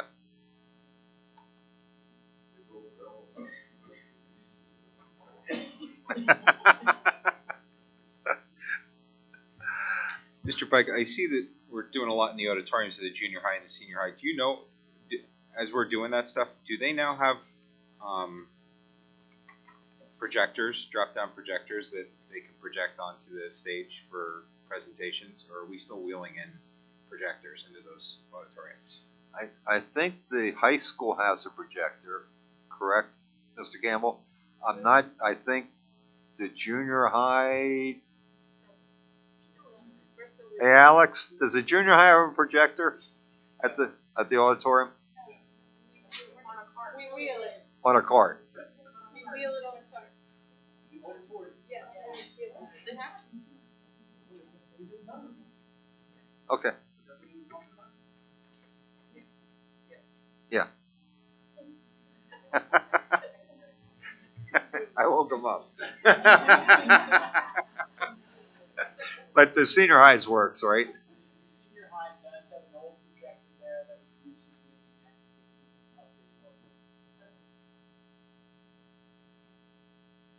I just wonder if we're putting this amount of money in the auditoriums and they service some large assemblies that would need potentially presentations, that we should just make sure that they're properly equipped to do so if they're not.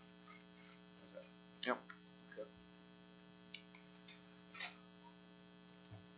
Brian, I had a question about when we went and toured the various buildings, we saw a lot of the classroom doors were in various states of disrepair.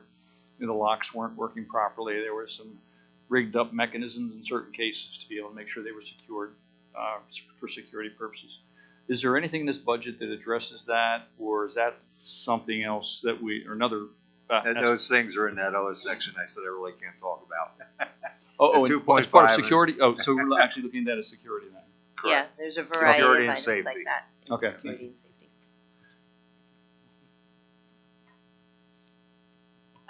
So this This presentation is accessible on the website for the community to look at. We'll get it on. Well, there is one on from the last capital meeting, but I just shortened it, so we'll put this up there also. This is And when the community wants to find it, they go onto the website and they click on the top right. There's budget budget workshops, and then presentation look button. at the capital one, which was the February. Okay, thank you. Mr. Fike, is it possible for the next meeting, this is great, the layout that this is in. Is it possible for the next meeting to add a column for what school and then put this in a priority order so we can understand what administration feels is the highest priority that gets done first versus the lowest priority, which would be done last? I think it would help us to better understand. Oh, definitely. I mean, especially since this is going to be done over 3 to 5 years, so Or we what can better year. understand. Or what year Yeah, you're projecting. yeah. Yeah, the schedule. And my priority hasn't changed, from when we started this last summer. Is the junior high has to be done first, and I would not tackle 2 buildings at one time. And I also I will not let something be torn out unless the replacements there to be put in there too. I think maybe the better way to say that is a schedule of Correct. projects as opposed to prioritizing the projects, because everything on this sheet is a priority at this point. So I don't want to confuse the two. Back to Mrs. Wilson's point earlier, the administrative team has already gone through that process of prioritizing, and that's how this actual list was generated. So I think you're talking more about a schedule.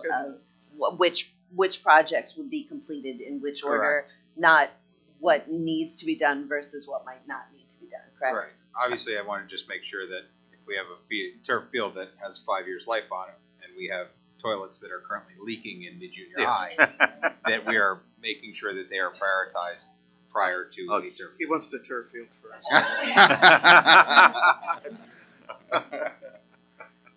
But yes, a schedule would be great. Thank you. Okay.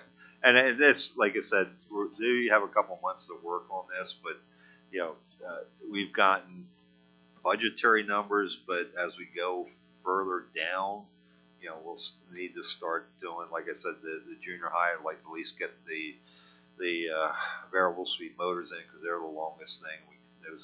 Those I'm worried about failing next year. And we'll just keep on adding on as we go down through. And certain things like the masonry, we'll probably bid that as a district-wide pointing in masonry, because we'll probably get a better price for that. But scheduling, we'll have to work with whoever the contractor is, because that's mostly outside work, and it has to be summer, and also has to be done. They're not going to point masonry in the rain, so we got to make sure it's probably over 2 different summers, and let them pick which buildings they think they can definitely get done during the summer. I hit the worst ones first, and I think the worst one is Lorraine. Just out of curiosity, one of the things on the wish list that got kicked off here was stadium lighting. Replace stadium lights with LED. I'm just curious with the cost of electricity. I mean, was that analysis done? I mean, my understanding is that LEDs last longer and they save electricity in a stadium setting.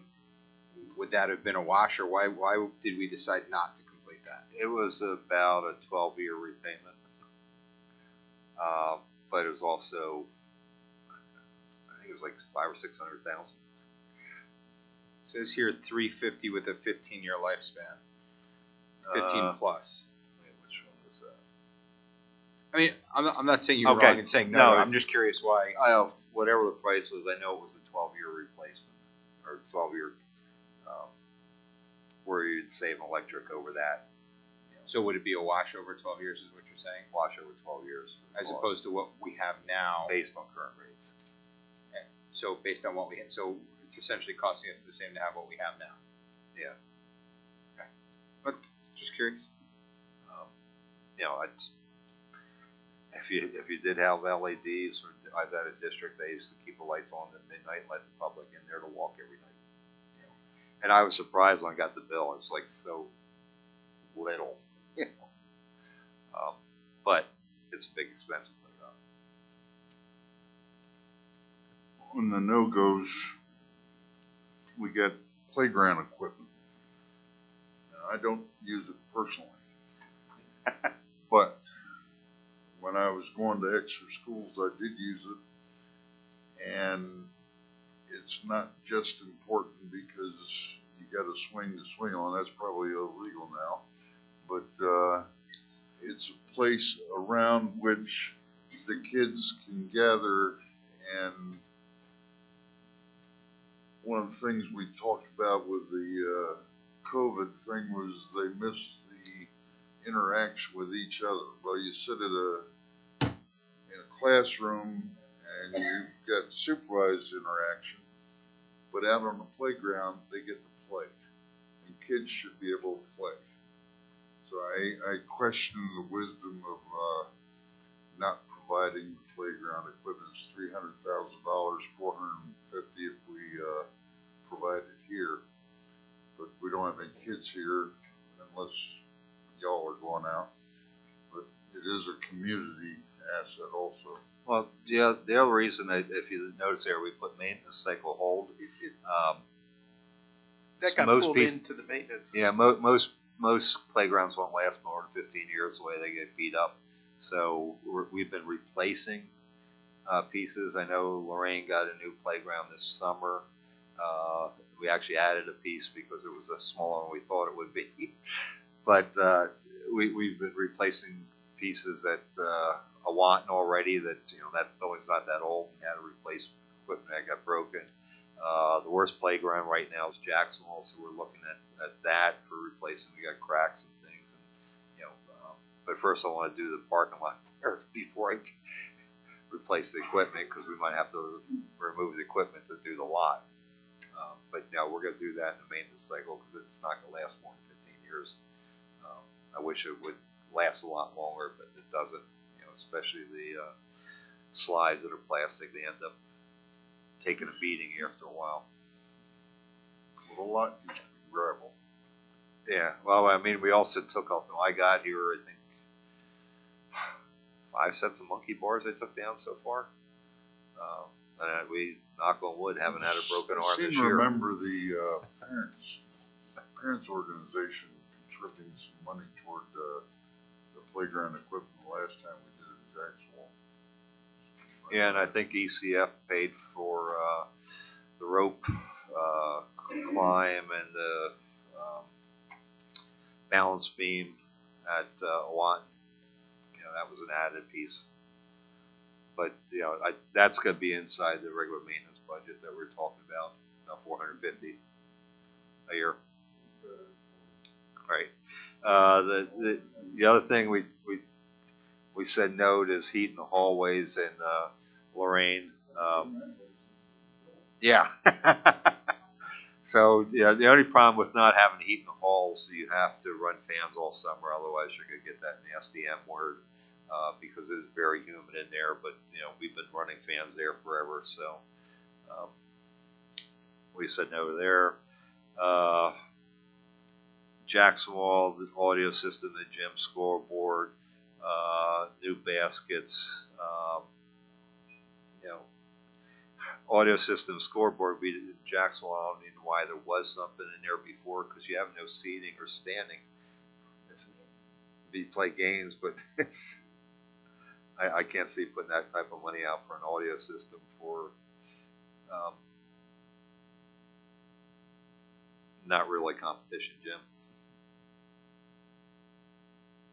This is the gymnasium where there's not really any sitting room in there in Jacksonville. On one side there's 5 feet on the line, the other side is 12 feet on the line to the wall. Yeah. We do play used basketball games in there sometimes. Yeah. Yeah. Matt, do you need it? We stand and sit in the hallway. Do you need an audio system in the gym, Matt?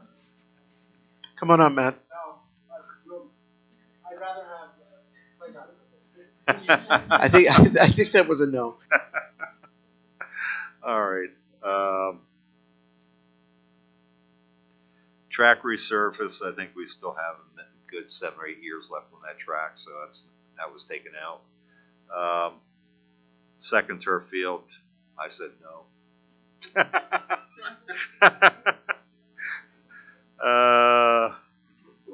You know, the maintenance garage, we took that out, so up to municipal and restate the bathrooms, took those out.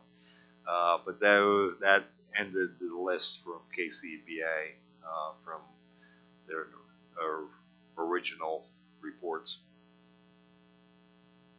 Has the school district ever done any type of like capital fundraising projects, or any of these types of projects available for grant funding? We've gone after a lot of different grants, small things. Most of the fundraising is done by the parent-teacher organizations or the clubs, and I don't know if the school district wants to compete with them.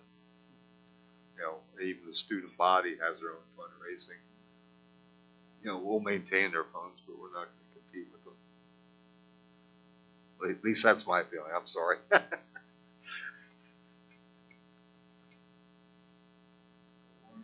I once suggested that they combine their funds, since cross-country team doesn't have a real base for making money. Right. You would have thought that I'd continued my quest to get the birth control in our water system. So. All right.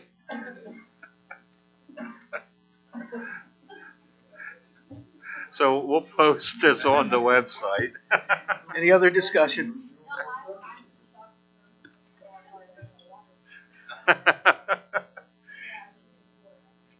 So before we go off track. Tennis and the HVAC upgrade, I think we still wanted to talk about those two items that were attached. Yeah, I have one bid in already that's on the CoStar's contract. I have to finalize the numbers, because the question is that 90-some thousand, that includes cleaning and fixing the cracks. Basically, that's a repair number. I just want to make sure that's a repair number. The second number for 192, plus I think there was like 3,000 or 4,000 for the other, so under 200 would be total rebuild. I just want to make sure that those two aren't combined. But I really feel that we need to redo those tennis courts this summer, as soon as the season ends, so we have it for the fall sports. The tennis courts down at Happy Landing are our varsity courts. We have to have 5 courts, I think, to play matches, and that's what we have down there. At the high school, it's 3 or 4? Dave probably knows more than I do on that. There's 4. We can't play varsity matches. We can play JV over there. And they aren't in as bad shape as the ones down here. And a year and a half ago, I had all the cracks filled in and taped and recoated. And those cracks start opening back up. Some of those, when you just tap on the top, they're hollow underneath. I asked the company if I can get a price to redo them. And they said, I'll give you that price, but they won't guarantee more than 18 months. And that was at $90-some thousand. So it's to the point that they have to be basically ground down, basically everything taken off, another 4 inches of base coat, another top coat on top of that, and we'll get 15 to 20 or 25 years. Imagine that court's right now 20 plus years old. There's been a history of vandalism in that area of the park down there. Have we had any issues with that with the tennis courts? Not in the tennis courts. They spent the gates open to get on, but they haven't actually did anything. 2 weeks ago, the shed was broken into, but when we went down, we found balls all over the place. It looks like someone never put the lock on it. So You it wasn't found what really all over broken the place? into. The lock was unlocked, so it was not locked. Someone took the balls and threw them all over. Oh, the ball, okay. Yeah. How does making improvements to our tennis courts, how is that affected by the contract with the township? No, the tennis courts aren't under the contract. The contract with the township, they have what used to be the pavilion. They already tore that down. They had a playground down there. They tore that down. They still have their concession and bathrooms. They also put in a basketball court down there. If they do not renew the lease in 2 years, they have to take up the basketball courts and the bathrooms and concession stand. I think they're planning on tearing down the bathrooms and concession stand because the roof's rotted. That's what the reason they use for the pavilion and fire pits. They also have outdoor gym equipment down there, but that's their part of it. They already took down all the lighting and disconnected the lighting, which I think is an issue with the local police because they're constantly patrolling down there at night.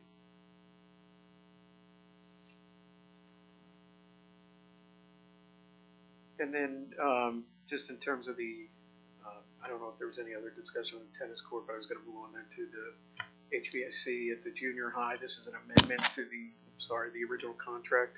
Right. The ESCO. We did an ESCO contract. We went out and bid for engineers and to the ESCO laws. This would be an amendment to it. This would just basically allow them to order the variable speed drives. That's a long lead item, so we at least get started and maybe get to start working on that this summer. But this would be the first amendment. Then every time we do more, it'd be another amendment to that. Okay. And that's basically that's how you have to do it based on the ESCO rules.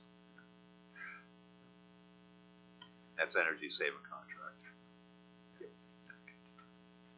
Any other discussion? And like I was saying, these two amounts, I'm still waiting for the final. I should have that before the board meeting. But I'm hoping the tennis courts would be under 200,000. But I'd like to try to get that scheduled for the summer. Because I don't think we want to be without. I believe there's 2 seasons, right? There's the singles or the boys, girls in the spring, and then the co-ed in the fall, or either or something like that. There's 2 different seasons for tennis. Dr. Hearing, unless there's any other discussion, that is it for my committee report. Thank you, Mr. Mount. Personnel, Mrs. Schaefer. Thank you, Dr. Herring. Okay, we have a few items on the agenda that will probably all be moved to the voting meeting. But first I wanted to start with item A. It is recommended the Board of School Directors approves the following retirement of Dr. Eric P. Flam, Director of Teaching and Learning, retiring effective March 3rd. I do have a few things I'd like to say about Dr. Flam.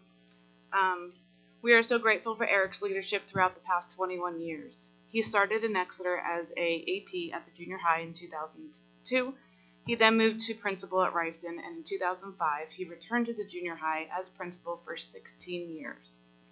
During his stewardship, the junior high was recognized as a leader with its innovative bullying program, which both he and retired assistant principal John Arty developed along with their staff. In 2021, he transitioned to the Director of Teaching and Learning.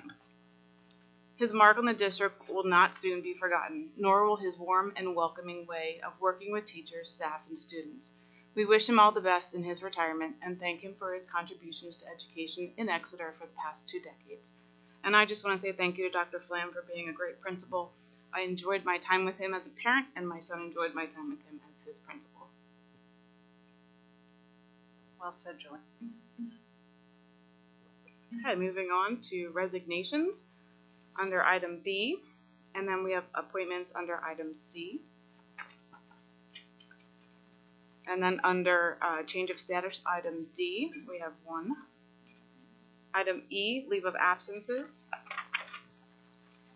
Item F, there's course requirements. And item G, revised winter coach salaries.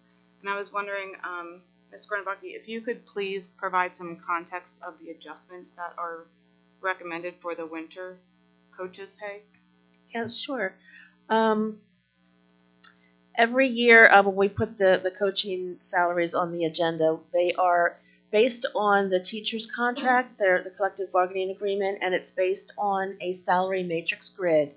So a coach is hired at a certain category, which is defined in the collective bargaining agreement, and then their salary and stipend is based on the level, which is equating to their number of years of experience. So during all of our transitions of our HR department, when we put through the first winter coaching salary, some of the levels of the coaches didn't get moved up their level, and we saw that was an error, and we made that correction in this agenda. Thank you very much for that. Have we adjusted the salaries already, or that will happen after we approve this? Yeah, it's going on the agenda now for approval, and after it's approved, we will revise their little extra that was missed the first time. And would that be the same rationale for the spring coaching salaries? Yes, it is. So Dr. Herring, it's recommended that items A, B, C, D, E, F, G, H be moved to the voting meeting for the personnel committee, and that's all I have. Thank you. Policy Committee, Dr. Hamburger. Thanks, Dr. Herring. The two policies that are on the agenda for the voting meeting are up for second reading, which means that we've had our previous discussions about these at our past committee of the whole meeting, and we've voted on them for first reading already. Since that time, I haven't heard any administrators or board members make any comments. So my assumption is that these two policy modifications are appropriate for the agenda, unless there's any further consideration or discussion at this point from board members. And seeing none, I would suggest we move forward with those items. Thanks, Dr. Herring. That's all for my report. Thank you. Next, we move to public comment. We'll now move to public comment, in which we will be following board policy number 903 regarding public participation in board meetings. I'd like to emphasize that each statement made by a participant shall be limited to a 4-minute duration. At the 4-minute mark, I would ask that your statement be quickly wrapped up. First commenter, Miriam? No, Miriam no. Did you put your name both 2 times? Okay, I need help. I'm sorry. Mary McSurdy, you're last on the list. Miriam, you're first. Yeah. Yes. And so it's Miriam and then Ryan and then Mary McSurdy. Ma'am, if you can state your name and your address, please, for the record. Okay. My name is Miss Miriam Acharya. I'm a mother of Sean. I am currently pursuing my master's program social work at Millersville University.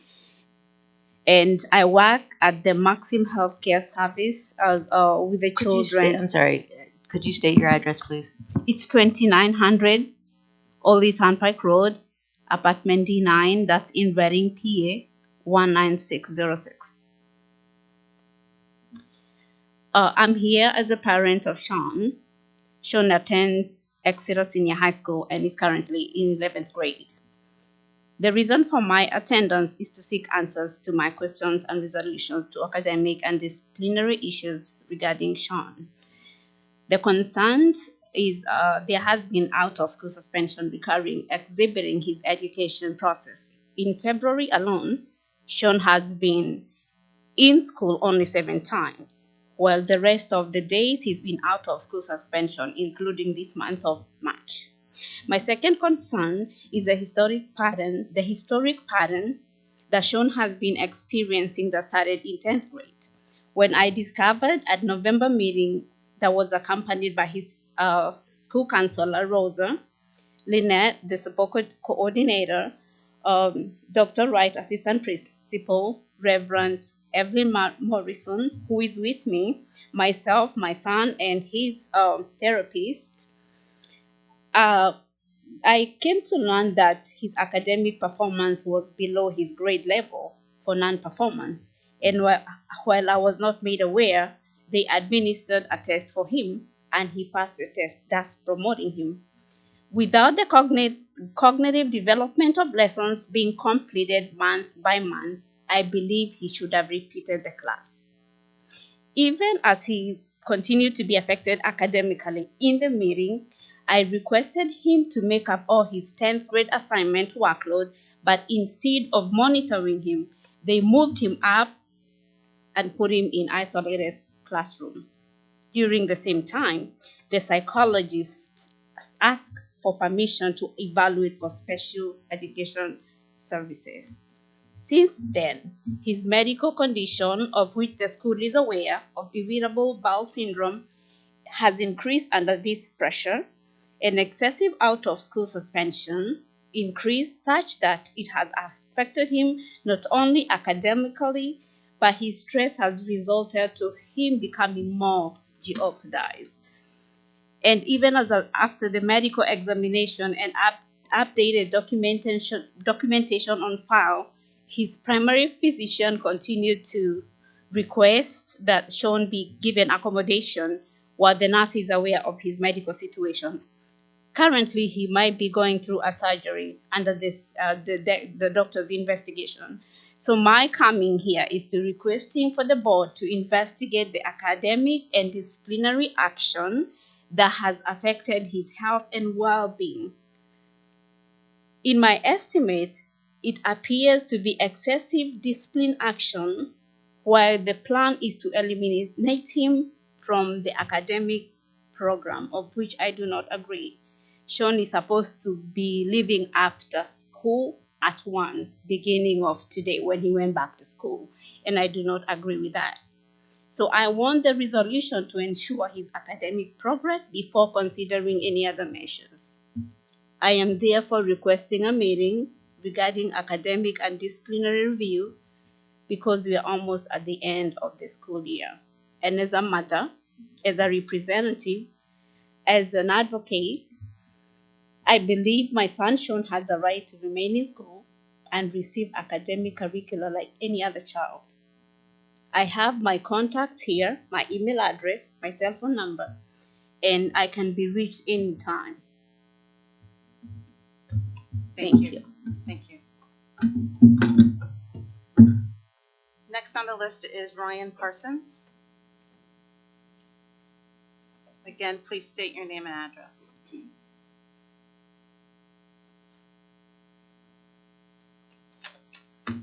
Good evening. Ryan Parsons, 1004 Hartman Road. I'm here tonight representing Exeter Youth Lacrosse Club, which I'm the president of. And as spring sports season begins, I wanted to acknowledge the dedicated lacrosse coaches that you all have seen so fit to employ this season. Coach Derek Stump and Coach Rob Ford, who are managing the high school boys team, Coach Gary Mock, Coach Megan Motes, Coach Taylor Curling, who are managing the high school girls team, and Coach Tiffany Wegman and Coach Kristen Swartley, who's here in the audience today, who are managing our our junior high girls team.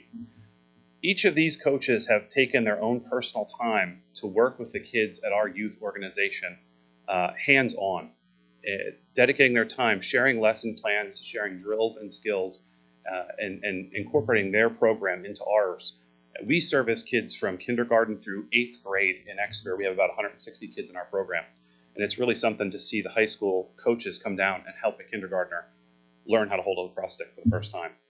Additionally, these coaches have done such a fantastic job of implementing culture within their own programs that their student athletes come down and assist in our program as well as volunteer coaches along with their coaches. It's really refreshing to see. I just wanted to express my gratitude to them.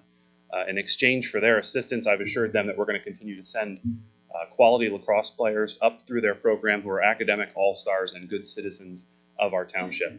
It's really been a great experience and a great growing thing for our sport.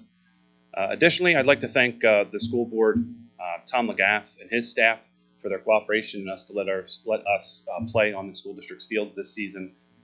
That again is a great asset to our program, and we want to be good stewards of that and be good stewards of our township as well. I still have 2 minutes. I won't waste it, I promise. So I just wanted to publicly acknowledge them. They've been a great asset. It's really refreshing. It's great to see, and our kids and our parents appreciate it. I appreciate the cooperation from all of them and from all of you as well. Good luck to all of our spring student athletes as they embark on their season. more especially the lacrosse players, but everyone will have a good season, hopefully. That's all I have. Thank you. Thank you for sharing that. Mary McSurdy. Hi, Mary. That's okay. Take your time. State your name and address, please. Mary McSurdy, 1013 Pepper Ridge Drive, Reading 19606. I would like to start by giving you all some compliments, especially Mr. Mel and Mr. Morgan, on your optimism on achieving a balanced budget. On behalf of all the Exeter senior citizen taxpayers, I'd like to commend you for that, and I hope we can get there. I also heard something about, I think, taxpayer credits. That would be cool. So I just wanted to bring that up and, again, commend you guys. The other thing I just wanted to mention, and I'm not sure where you all stand with this, the proposed apartment complex that's going up down behind Walmart, I've heard some very, very conservative estimates on how many children they project to have in that complex. And I just wanted to bring that up to find out if you all have looked into that or what you've heard or where you stand on that. That's all. And with that, I will yield. Thank you very much for your comment.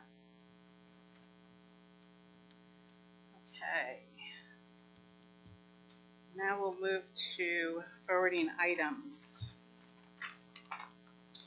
We'll be forwarding the following items to the March 21st voting agenda. The meeting minutes, items 4B, 5A, B, C, D, and E. Item 6A, B, C, D, E, F, G, and H. And item 7A. Okay, at this time, are there any board members that would like to be heard? Yes, ma'am. I have two issues I would like to bring up. First, you all have in front of you a splendid rendition of a new sign. Bob, if I can, I sent Joe Way a picture through email. I don't know if he can put it up on the screen, but if he can, that would be great. Sorry to interrupt. Go ahead. But I don't know if this is the format we would ultimately select. I know that the mounting of the sign is rather simplistic because it does not mount according to the way that the old sign mounted. But there are two signs saying Exeter HS, one on each side of 422. A resident has recommended that we put a more presentable and informative sign up there, and I would very much appreciate if whoever would be responsible for such thing, consider it. I did check with Public Works people who are in charge of signs on the highways. And the highways, they have no objection. They're checking with the contractor that's working on the project right now to see if there'd be any interference there. But I don't know if we'd complete work on a sign before the project was over anyway.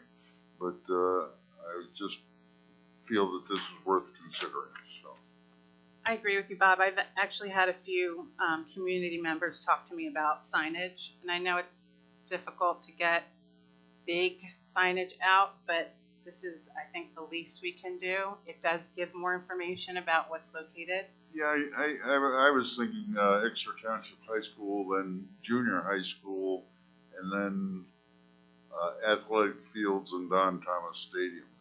Right. How would we move forward with this, Brian? What's the steps?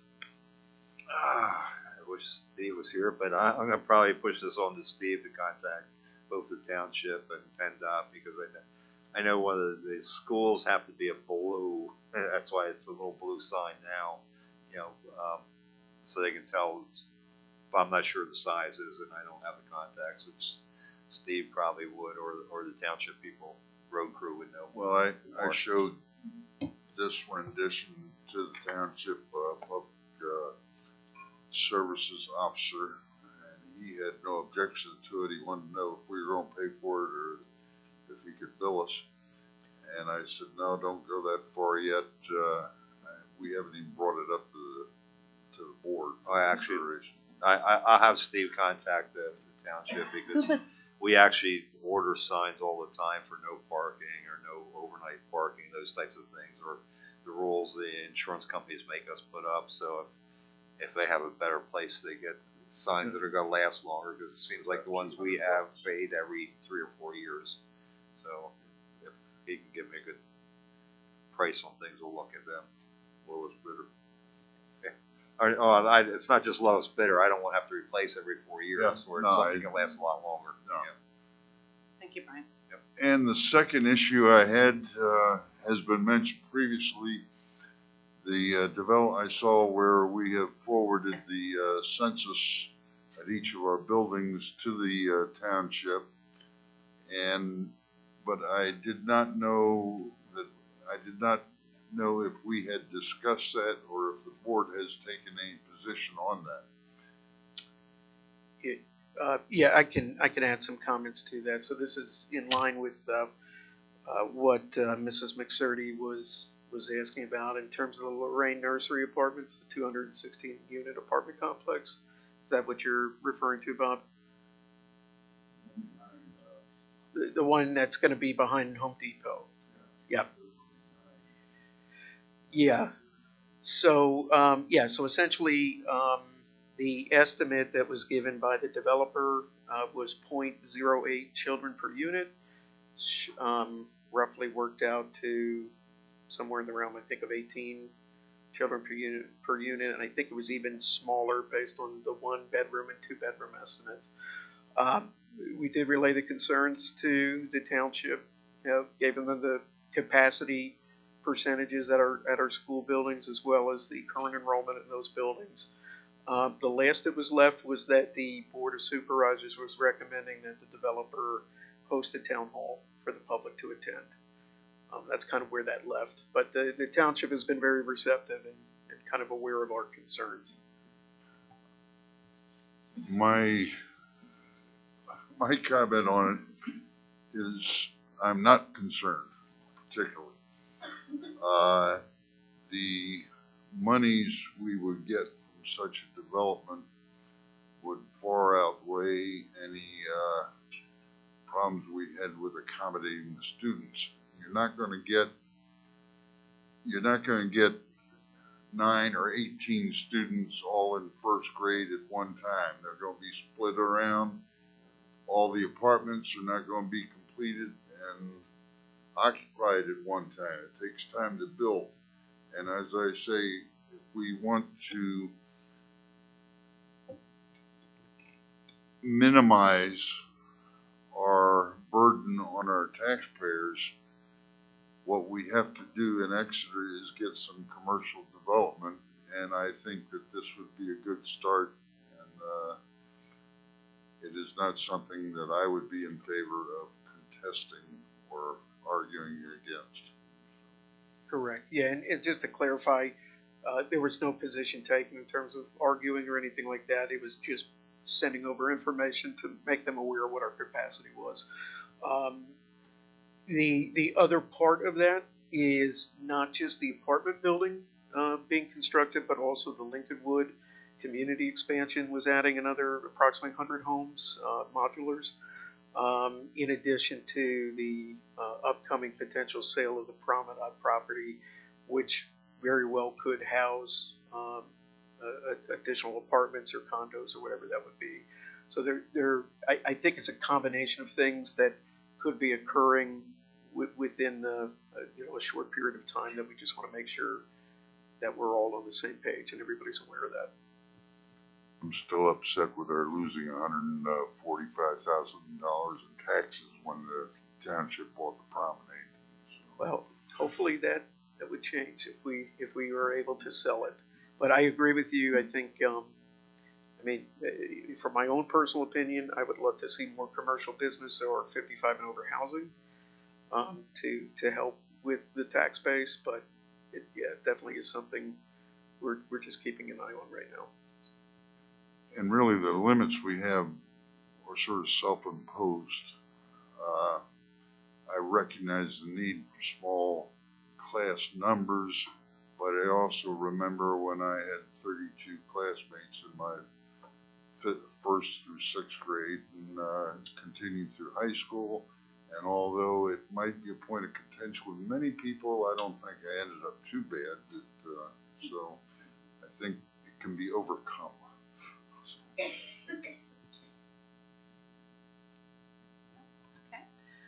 I just want to give a shout out to the junior high and thank you for showing up tonight and being in the audience. Also, I wanted to congratulate Mr. Potter, whose student team qualified for the state finals of the PA Governor's STEM competition. This is the first time they qualified since they started competing over 10 years ago. And if there is nothing else, I think there's also a big game Friday, correct? There might be a big. I got my tickets. I'm hoping I find some space So we should there. probably But give a yes, shout out to the basketball team. yes, Good luck to all of absolutely. you. Shout out to the basketball team. Please note the board will be participating in a PSBA board assessment review on March 13th. Our next meeting will be Tuesday, March 21st for our voting meeting. And the next public budget workshop meeting will be March 22nd and held at Awatin Creek. Also tomorrow night, just for the board members, a reminder that the BCTC has an open house at 5 o'clock. I think I'm going to be going myself. And hearing no objections, we'll adjourn. Thank you.